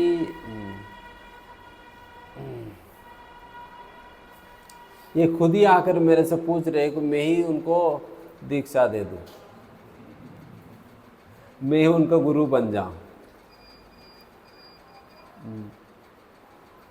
ये खुद ही आकर मेरे से पूछ रहे हैं तो मैं अपना ग्रुप में ही डाल लूँ। ऐसा नहीं सोचा, बट रैदर उन्होंने ये सोचा कि एक्चुअली में इनकी भलाई कहाँ पर होने वाली है, एक्चुअली में इनकी भलाई कहाँ पर होने वाली है वो देख कर सोच कर वहाँ पर डायरेक्ट कर रहे हैं। He is not simply bothered about increasing और एक्सपैंडिंग हिज ओन ग्रुप और अपना शिष्यों को बनाने में या अपना फॉलोअर्स को बनाने में नहीं लगे हैं, बल्कि वो देख रहे हैं कि ये कहाँ फिट है। मैं तो उनके लिए गुरु बनने लायक तो नहीं हूँ, या मतलब इस प्रकार से ये मैच नहीं कर रहे, मैच नहीं कर रहे, बिकॉज विदुर जी मेरे से काफ़ी बड़े हैं। विदुर जी मेरे से ज्ञान में भी एंड फिर वैसे भी काफ़ी बड़े, बट फिर भी वो अपना नम्रता व जो है मेरे पास आकर इस प्रकार से पूछ रहे हैं। तो इसका मतलब ये मुझे नहीं सोचना है कि मुझे ही उनको दीक्षा देकर उनको भक्त बनाना है, उनको कुछ इस प्रकार से करना है। रैदर वो मैत्रेय के पास जाकर मैत्रेय से इस प्रकार की पूछताछ करना उचित है और मैत्रेय से उनकी अच्छा भलाई होगा, तो इसलिए बेहतर है उनको मैत्रेय जी के पास भेजे जाए। तो इसलिए उन्होंने मैत्रेय जी के पास भेज दिया। This should be the consciousness of a preacher. Preacher की कॉन्शियसनेस इस प्रकार से होनी चाहिए। We are not simply bothered about increasing one's own followers or something, rather one should be more concerned about the person who has come to him. उनकी भलाई जिसमें है उसी प्रकार से उनको डायरेक्ट करनी चाहिए, उसी प्रकार से गाइड करनी चाहिए। We should not be selfish once again. देखिए अगर बहुत स्वार्थी बनेंगे then people will notice one day और द अदर। एक ना एक दिन तो लोग नोटिस करेंगे, एंड जिस दिन नोटिस करेंगे फिर उस दिन तो फिर हरे बोल हो जाएगी। तो इसलिए बेहतर है हम निस्वार्थ बने रहें। इसका मतलब ये नहीं कि जो भी आए इधर उधर बेच दे रहे, फिर पूछा जाए फिर प्रभु जी आपने क्या प्रचार किया, प्रभु जी हम सारा बांट दिए, सारा बांट दिए। यहाँ पर वो केस उस प्रकार से थी। जो विदुर जी जो आए थे वो उद्धव जी से उम्र में भी काफ़ी बड़े थे, मतलब लगभग पिताजी की उम्र के थे विदुर जी। एक तो उम्र में भी बड़े थे, फिर साथ ही साथ ज्ञान में भी काफ़ी वृद्ध थे। विदुर जी कोई साधारण व्यक्ति नहीं थे, इसलिए महात्मा विदुर कहा जाता है। महात्मा भी थे और कोई साधारण नहीं भी थे, एंड भगवान के विशुद्ध भक्त भी थे। इसलिए उद्धव जी ने सोचा कि मैं बिल्कुल सही नहीं हूँ, मैत्रेय जी के पास भेजना चाहिए करके मैत्रेय जी के पास भेज दिया हुआ है। तो फिर मैत्रेय जी के पास जब गए थे, फिर मैत्रेय और विदुर की संवाद होने लगी। ये तीसरा स्कंद भागवतम में शुरू होता है। पहला स्कंद में सुत गोस्वामी और सौनकादि ऋषि, दूसरा स्कंद में परीक्षित महाराज और सुखदेव गोस्वामी का संवाद शुरू होता है, और तीसरा स्कंद में मैत्रेय विदुर की संवाद शुरू होता है। तो ये मैत्रेय विदुर की संवाद के अंतर्गत ही है। तो ये सारा कहानी मैत्रेय जी विदुर को सुना रहे हैं।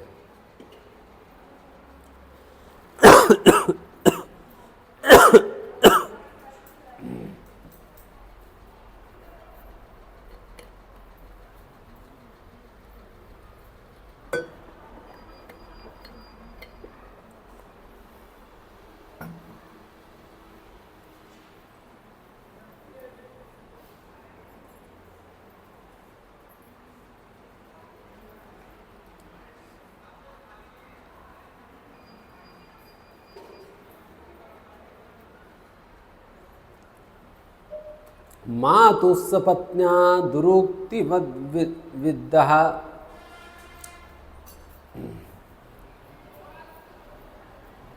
जो को वाइफ, सपत्नी मतलब को वाइफ है, जो सवती, सवती कहते हैं ना, सौती, सौती। सपत्न्या उनकी जो को वाइफ है, जो को स्टेप मदर हुई ध्रुव महाराज जी के लिए, उन्होंने जब दुरुक्ति मतलब बहुत ही कड़ू वचन है, ईर्ष्यापूरित वचन है, उस प्रकार की वचनों से जब ध्रुव महाराज जी को आघात पहुंचाया, तब ध्रुव महाराज जी का स्थिति कैसे था बताए जा रहे हैं कि स्वशन रुषा दंड हतो यता ही। जिस प्रकार से एक विशाली सांप को अगर एक दंड से उनके सिर पे मारा जाए, फिर उसके बाद उसकी अवस्था क्या होगा आप देख लेना। एक डंडे से अगर सांप को मारने के बाद उसकी अवस्था क्या होगी, तब देखना वो किस प्रकार से वो अपना फन फैलाकर बैठेगी। उस अवस्था में थे ध्रुव महाराज जी। हम अभी रिसेंटली जब मायापुर गए थे, वहाँ पर हम गौर नगर में रहते थे, जो मंदिर की पीछे वो ईश्वर ध्यान की ओर से थे। वहाँ पर जब हम सड़क में जा रहे थे, एक बार हम जब करते करते जा रहे थे, एंड हमारा 2 फीट की दूरी में ही 8 फुट सांप जो है, 8 फुट की सांप है, वो सामने से जा रहे थे, मैंने देखा भी नहीं। फिर पीछे से कोई माता जी ने चिल्लाया, प्रभु जी आप सांप के ऊपर पैर रखने वाले हो। फिर जैसा माता जी ने बुलाया, फिर मैं पीछे मुड़ कर देखा, तो फिर माता जी कह रहे सामने देखो। फिर सामने देखा तो सांप है।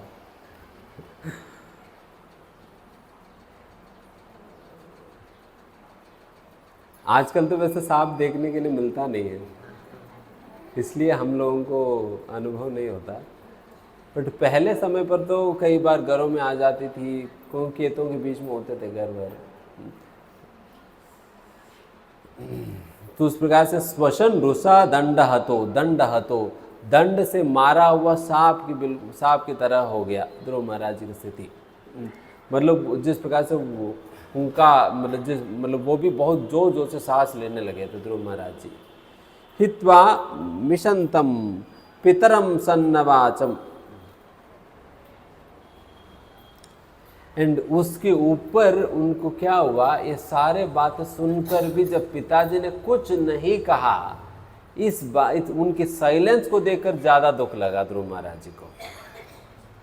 ध्रुव महाराज जी को पिताजी के साइलेंस को, सुरुचि की बातों से बहुत ज़्यादा इतना इफेक्टेड नहीं थे कि जितना कि उत्तानपाद की साइलेंस से इफेक्टेड थे, क्योंकि इतने कठिन कड़ू वचन सुनने के बावजूद भी उत्तानपाद कुछ नहीं कह रहे, चुप बैठे हुए हैं, कैसे कहने रहे हैं करके। इस प्रकार से देखकर उत्तानपाद की स्थिति को देखकर फिर वो बहुत ही दुखी हो गए थे।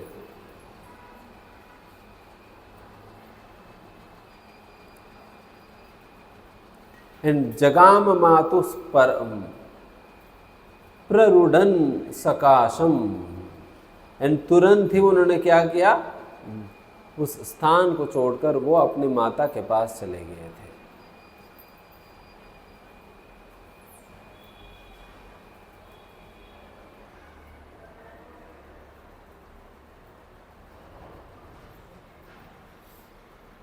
देखिए यहाँ पर ये देख सकते हैं कि व्यक्ति कितना अफेक्टेड हो जाता है वचनों से, शब्दों से। इसलिए जब अधर्म के संतान के विषय में जब इस अध्याय की शुरुआत में जब चर्चा होता है, उसी पीढ़ियों में, एक पीढ़ी में ये दुरुक्ति भी एक जनरेशन के रूप में आता है। दुरुक्ति मतलब जो कड़ू वचन, ईर्ष्या भरा हुआ वचन है, ये भी अधर्म का संतान है। ये इस प्रकार के जो कड़ू वचन जब हम बोलते हैं, सामने वालों को बहुत बड़ा आघात पहुंचा देती है। कई बार लोगों को लगता है कि जब क्या होता है ना, अभी रिसेंटली हम एक हस्बैंड वाइफ से मिले थे,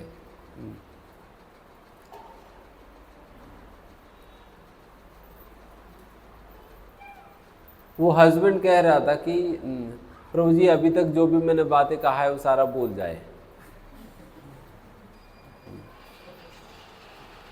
इनको कह दीजिए कि ये सारा भूल जाए जो भी मैंने कहा है।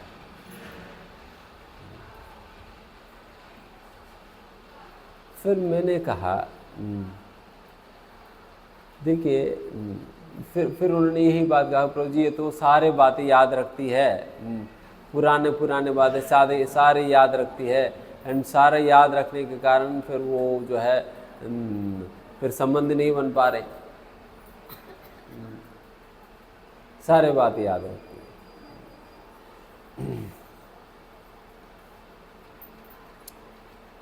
फिर मैंने कहा देखिए, जिस प्रकार के वचन आपने कहा है, उन वचनों को भूल जाना इतना आसान नहीं है।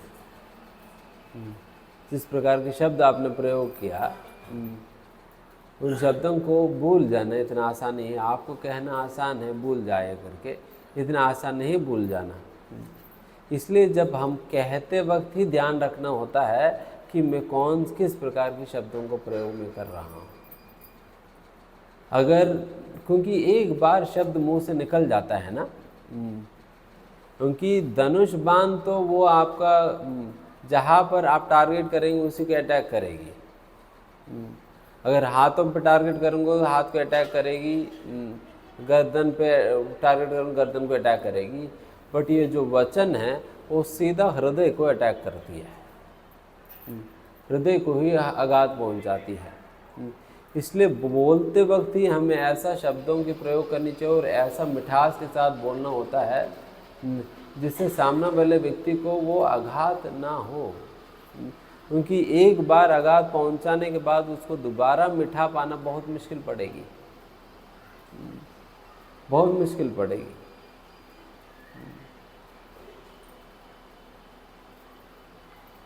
तो इसलिए जब बोलते वक्त ही ध्यान रखना होता है, इस बात की बोलते वक्त इस बात की ध्यान रखना होता है। कभी भी मतलब किसी के साथ भी बात करते हो, चाहे पत्नी के साथ, पति के साथ, माता पिता के साथ, जिनके साथ भी बात करते वक्त हम बिकॉज नहीं, ये जब एक बार वो बात लग जाता है, वो पता नहीं कितने दिनों तक, कितने महीनों तक, कितने सालों तक वो बात याद रह जाता है।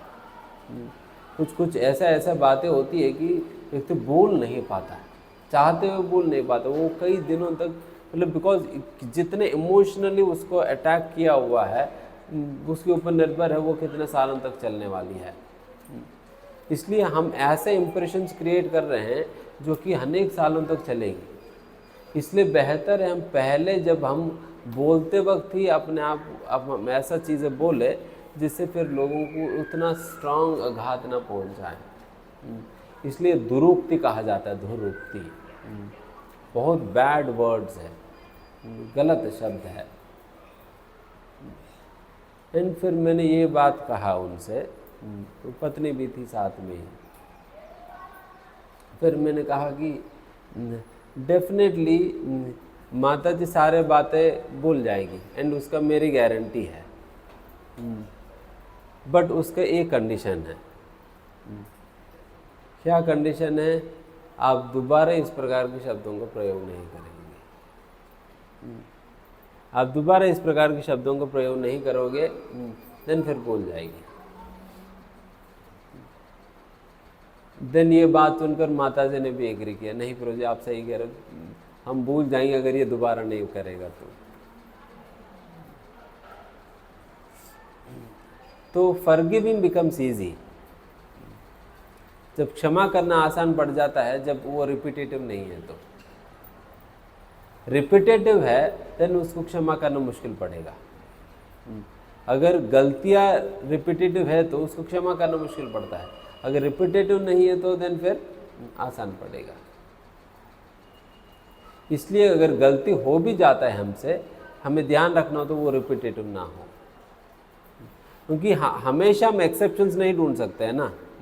प्रभु जी उस समय गुस्से में था इसलिए मैंने बोल दिया, प्रभु जी उस समय गलती से निकल गया मुझसे बात, ठीक है एक आध बार ठीक है, बट बारंबार ऐसे ही गलती करते जाएंगे तो बारंबार कौन क्या सहेगा ना। ये अभी हम बोलने वाले के दृष्टिकोण से हमने बताया सारे बातें, अभी सुनने वाले के दृष्टिकोण से भी हमें सोचना होगा। ये गालियां खाने वाले के दृष्टिकोण से।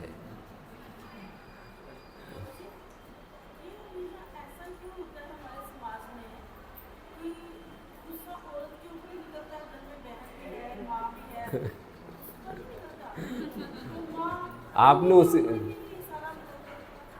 उसी प्रकार के परिवार देखा हुआ है, दूसरी प्रकार का भी परिवार है जहाँ पर उल्टा भी होता है।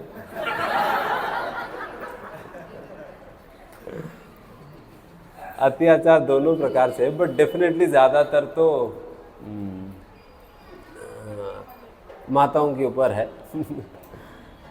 Because definitely that is why, because women are considered are naturally they are weak in nature when it comes to emotions and strength. इसलिए इज यूजुअली मतलब कहीं पर भी आप देखिए कमज़ोर लोगों का ही शोषण होता है ना। इवन समाज के अंदर भी शूद्रों का शोषण होता है, कैपिटलिस्ट की बिजनेसमैन की कभी शोषण नहीं होता, शूद्रों का शोषण होता है। उसी प्रकार से जो भी कमज़ोर व्यक्ति होता है, जो भी अगर पति कमज़ोर पड़ गया है तो पति का शोषण होगा, पत्नी कमज़ोर पड़ गई है तो पत्नी का शोषण होगा, जो कमज़ोर पड़ेगा उनका शोषण होगी। बट मोस्टली पत्नी कमज़ोर पड़ती है तो फिर उनकी शोषण हो जाता है। तो इसलिए कारण है, और क्या।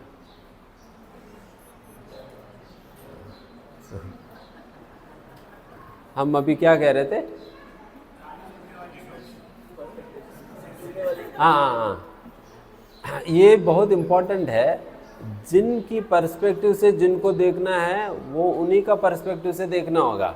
जनरली क्या करते हैं, हम सुनने वाला की स्थान पर खड़े हैं एंड हम बोलने वाला की पर्सपेक्टिव से हम चीज़ों को एनालाइज करते हैं। हम बोलने वाला के स्थान में खड़े हैं एंड सुनने वाला के दृष्टिकोण से हम एनालाइज करते हैं, देन सारा उल्टा पलटा हो जाता है। फिर मेरे पास ये आकर कहेंगे प्रभु जी आपने ही तो कहा, ये सहा नहीं जाते इस प्रकार की बातें। आपने ही तो कहा। तो इसलिए सुनने वाले के दृष्टिकोण से ये समझना चाहिए।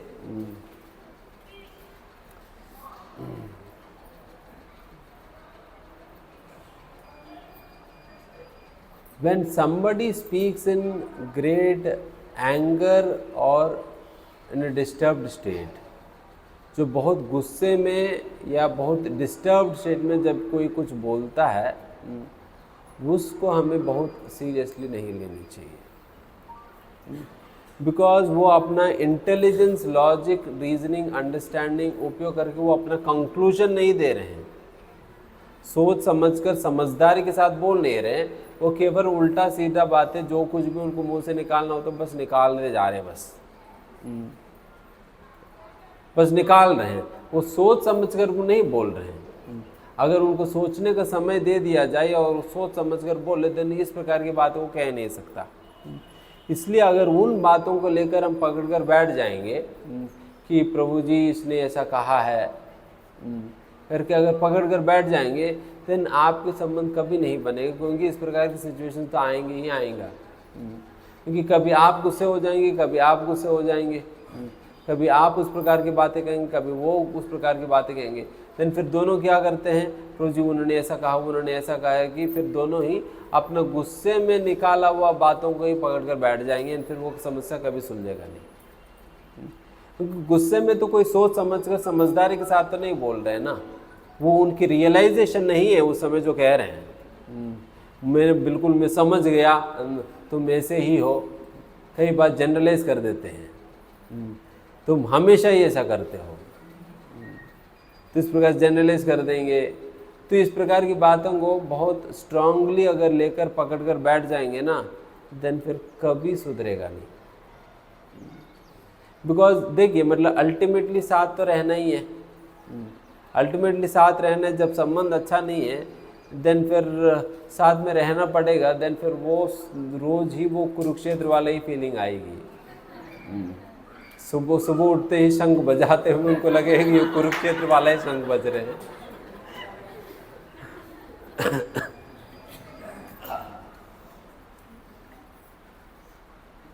तो इसलिए पहले से ही ध्यान रखना होता है। तो बोलने वाले के दृष्टिकोण से हम पहले से ही ध्यान रखा जाए, एंड सुनने वाले के दृष्टिकोण से समझना होगा कि ये तो गुस्से में बोला हुआ बात है, ये उनकी रियलाइजेशन नहीं, उनके साक्षात्कार नहीं है जो बोल रहे हैं अभी, ये केवल वो ऑन द स्पॉन्टेनियसली, मतलब उस समय वो स्पर ऑफ द मोमेंट कहते हैं, उस मोमेंट पर उनके मुंह से बात निकल गई बस, बट वो उनकी साक्षात्कार नहीं, उनकी रियलाइजेशन नहीं ना, उनकी he does not mean it actually, but somehow circumstantially इस प्रकार की बातें निकल गई। समझ में आया बात? तो उस प्रकार से यहाँ पर तो सूरज जी कह रही है, वो तो सर्कमस्टेंशियली नहीं कह रहे, बिल्कुल समझदारी के साथ, सोच समझकर, ईर्ष्या के साथ बातें कह रही है यहाँ पर। तो इन बातों को सुनकर तो ध्रुव महाराज जी को ऐसा आघात लगा कि अरे बाप रे बाप, ये तो क्या कह रही है मेरे से। तो फिर वो अभी बहुत दुखी हुआ। अभी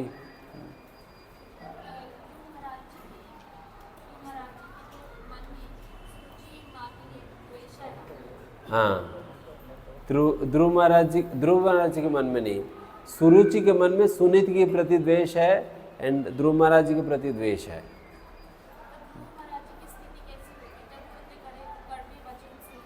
हाँ, तब वही तो कह रहे हैं, ध्रुव महाराज जी को भी ऐसा लगा कि जिस प्रकार से सांप के ऊपर डंडा पड़ता है तो जैसा हो जाता है, तो उस प्रकार से ध्रुव महाराज जी भी हो गए इनकी बात सुनकर। ये ध्रुव महाराज जी के अंदर सुनीति के प्रति, सुरुचि के प्रति ईर्ष्या नहीं है, बल्कि उस प्रकार की ईर्ष्या पूरी बातें सुनकर उनके अंदर इस प्रकार की डिस्टर्बेंस आ गई, ठीक है। फिर नेक्स्ट चलते हैं।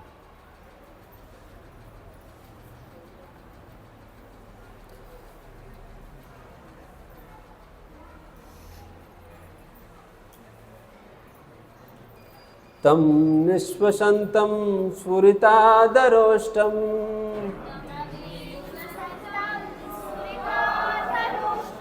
सुनीतिरुत्सङ्गमुदूक्ष्य बालम्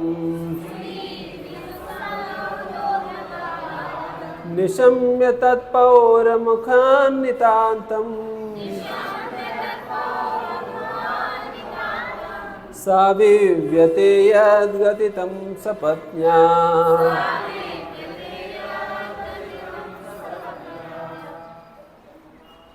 जब ध्रुव महाराज जी अपने माँ के पास पहुंचे थे, उनकी माँ कौन है? सुनीति के पास पहुंचे थे।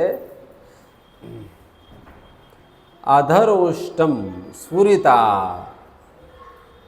अधरा उष्टम, उनकी जो उष्ट मतलब जो लिप्स है, अधर है, वो कांप रही थी। जब अपने माँ के पास पहुंचे, जब बहुत गुस्से में होता है ना, हमारा पूरा शरीर कांपने लगते हैं, तो उसी प्रकार से यहाँ पर ध्रुव महाराज का भी शरीर कांप रही है, उनकी ओटे कांप रही है।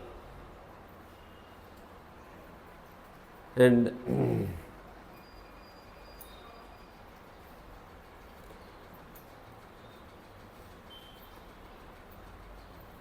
निस्वसंतम, एंड बहुत जोर जोर से भी सांस ले रहे थे, एंड रो भी रहे थे साथ साथ।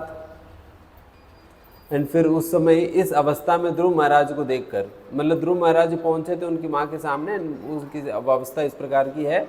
एंड अभी सुनीति ने देखा इस अवस्था में अपने पुत्र को, एंड सुनीति ने क्या किया? सुनीतिर उत्संग उदूक्ष्य बालम, सुनीति ने उस बालक को, उस ध्रुव महाराज को उठाकर अपना गोदी में बिठा लिया।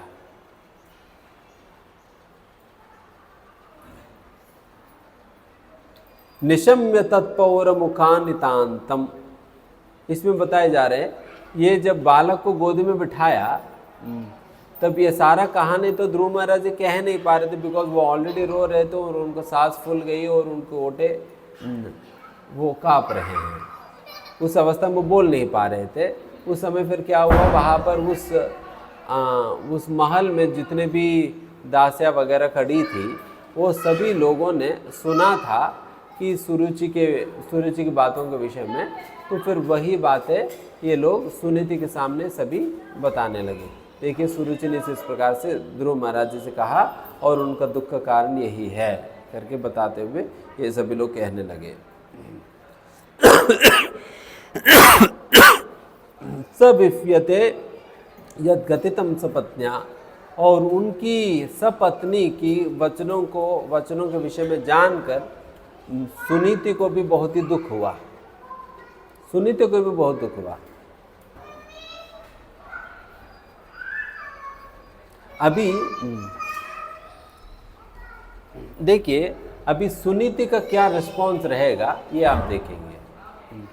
पहला, सुरुचि का वचन सुनकर ध्रुव महाराज का क्या रिस्पॉन्स रहा, उत्तानपाद का क्या रिस्पॉन्स रहा, ये हमने सुना। अभी सुनीति का क्या रिस्पॉन्स रहेगा ये हम सुनेंगे।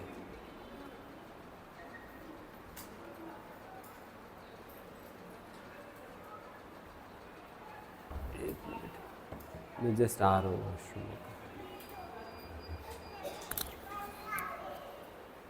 हरे कृष्ण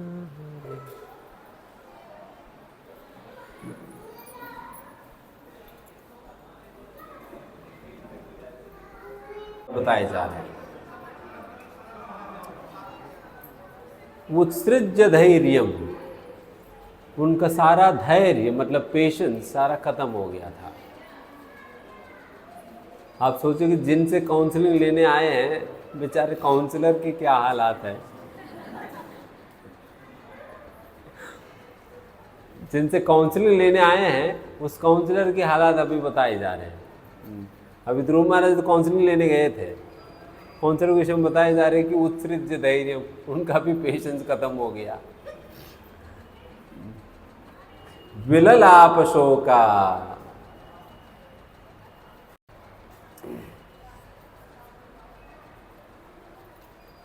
वो भी दुखी होने लगी सुनीति,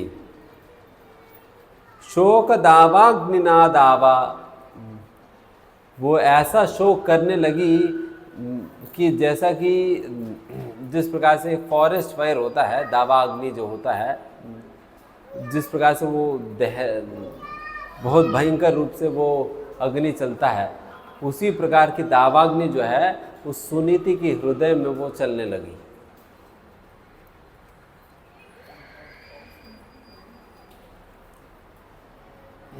लता इवा बाला, जिस प्रकार से ये जो दावाग्नि जो है उस जंगल में जितने भी पत्ते वत्ते पेड़ पौधे इन सभी लोगों को जला देती है, उसी प्रकार से एक साधारण स्त्री की जैसी ये सुनीति को भी इसने इस वचनों ने जला दिया।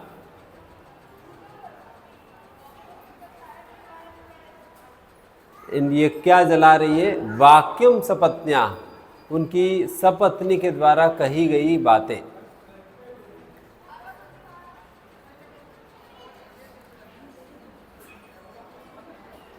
एंड फिर उनकी मुंह का क्या हालात है? श्रिया दृशा बाष्प कालाम वाह,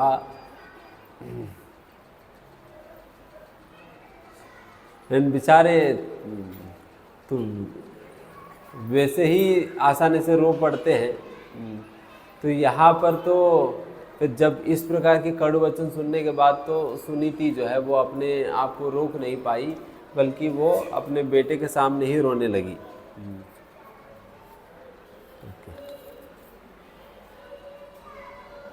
अभी मैसेज मिला, प्रशांत तैयार नहीं है।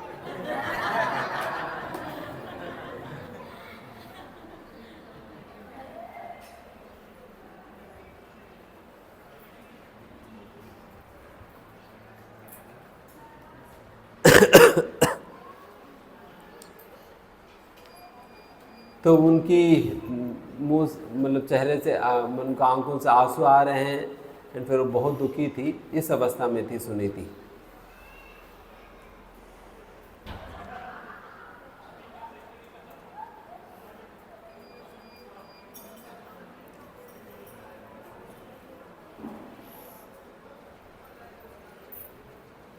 बट फिर भी even though she is internally affected to such an extent कि she started crying, but फिर भी how does she respond maturely, ये देखने वाली चीज़ है। हालांकि आंतरिक रूप से इस प्रकार से प्रभावित होने के बावजूद भी अपने आप को कंट्रोल करके कैसे वो अपना इमोशंस को कंट्रोल करते हुए कैसे एक मेच्योरली बिहेव करती है, एक मेच्योर माँ की तरह बिहेव करती है। आप देखिए यहाँ, दीर्घं श्वसन्ति विरग्नाश्च पारम्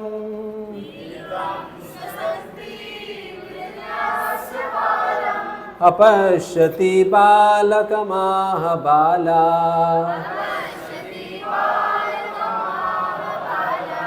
ममांगलं तात परेषु मंस्ता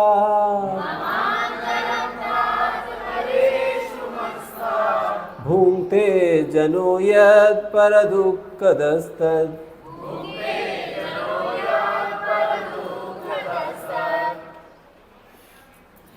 दीर्घम श्वसन्ति, वो भी बहुत जोर जोर से लंबे लंबे सांस लेने लगी। लगभग वही अवस्था हो गई जो कि ध्रुव महाराज जी का था।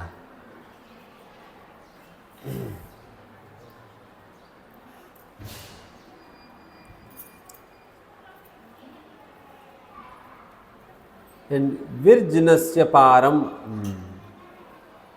उनको समझ नहीं आ रही इस प्रकार की जो डेंजर है, इस प्रकार की जो विपत्ति है, इसकी क्या हल है। अपश्यति, उनको समझ नहीं आ पा, उनको जान नहीं पा रहे कि इसकी क्या हल है। एंड ये नहीं जान पाने की स्थिति में वो अपने बेटे से इस प्रकार से कही, क्या कही? ताता। ताता मतलब जब किसी को बहुत ही प्रेम से वात्सल्य भाव से संबोधित करना होता है, उनको ताता करके, जैसा हम कहते हैं ना बेटा, उस प्रकार से ताता कहते हैं। ममंगलम तात परेषु ममस्ता।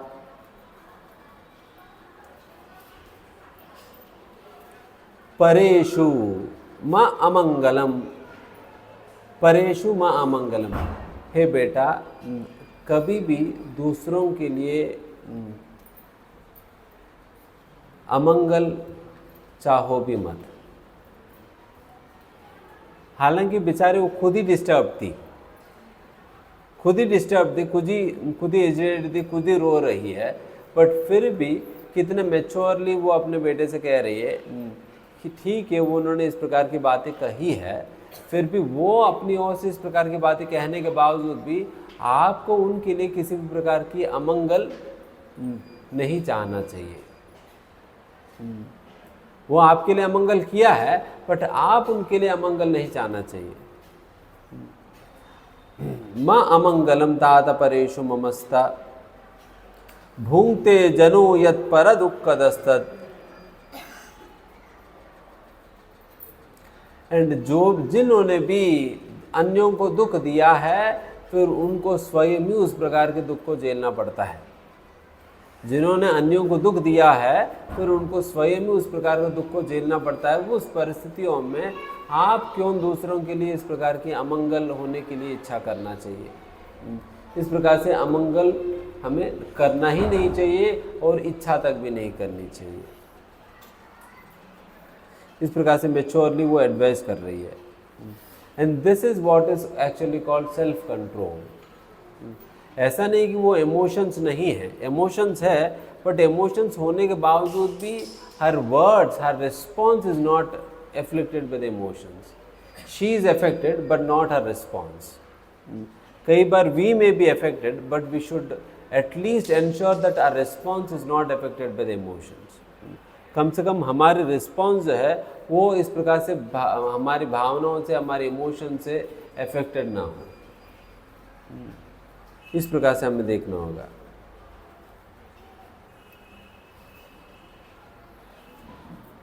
सत्यम सुरुचा विहितं भवान् मे,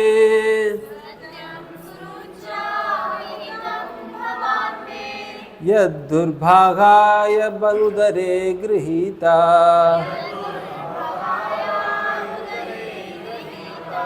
स्तन्येन वृद्धश्च विलज्जते याम्,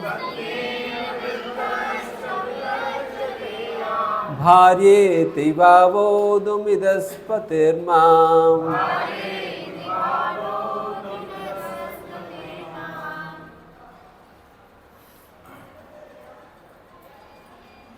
यहाँ पर सीधा सीधा अपने बेटे से सच बता दे रही है सुनीति बता रही है। देखिए, भार्येति वोदुम इदस्पतिर्माम्, आपके पिताजी जो है मुझे अपनी पत्नी के रूप में स्वीकार ही नहीं करते, यहाँ तक भी मुझे दासी तक भी नहीं मानते हैं, मुझे अपना दासी तक भी नहीं मानते हैं।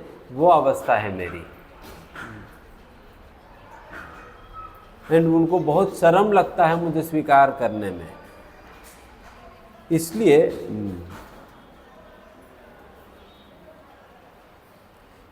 ये तो सही बात है, आपने एक मेरी जैसी अभागी स्त्री की गर्भ से आपने जन्म लिया है, एंड वैसा स्त्री की स्तनपान आप करके आप बड़े हुए हैं। ये दुख की बात है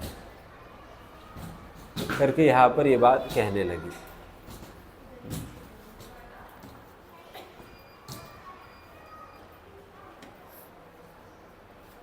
देखिए, यहाँ पर सुनीति अपनी दुर्दशा को स्वीकार करने में वो हिचकिचा नहीं रही है।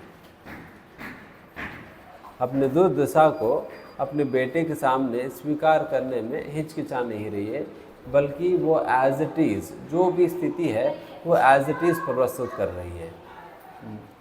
क्योंकि दूसरी प्रकार से भी तो किया जा सकता है ना, दिखावा भी कर सकती थी, दिखा भी सकती थी, बट उस प्रकार की दिखावा ना करते हुए वो चीज़ों को एज इट इज़ प्रस्तुत कर रही है। तो यहाँ से हमें इस बात को समझना चाहिए कि अगर एक झूठ बोलेंगे, उस झूठ को समाधान करने के लिए 10 झूठ और जोड़ना पड़ता है। उससे बेहतर है एक ही बार में सच्चाई कह दें। अगर एक बार यहाँ पर इस सिचुएशन को कवर अप करने के लिए कुछ और दूसरी बातें कहेगी सुनीति, देन फिर उनको 10 बार उस झूठ को कवर करने के लिए 10 और झूठ बोलना पड़ेगा। बट यहाँ पर तो उन्होंने सच्चाई बता दिया एंड फिर उसी सच्चाई को फिर दोबारा उनको कवर करने की ज़रूरत नहीं पड़ा। ठीक है, ये लास्ट श्लोक का आज करके हम समाप्त करते हैं अभी।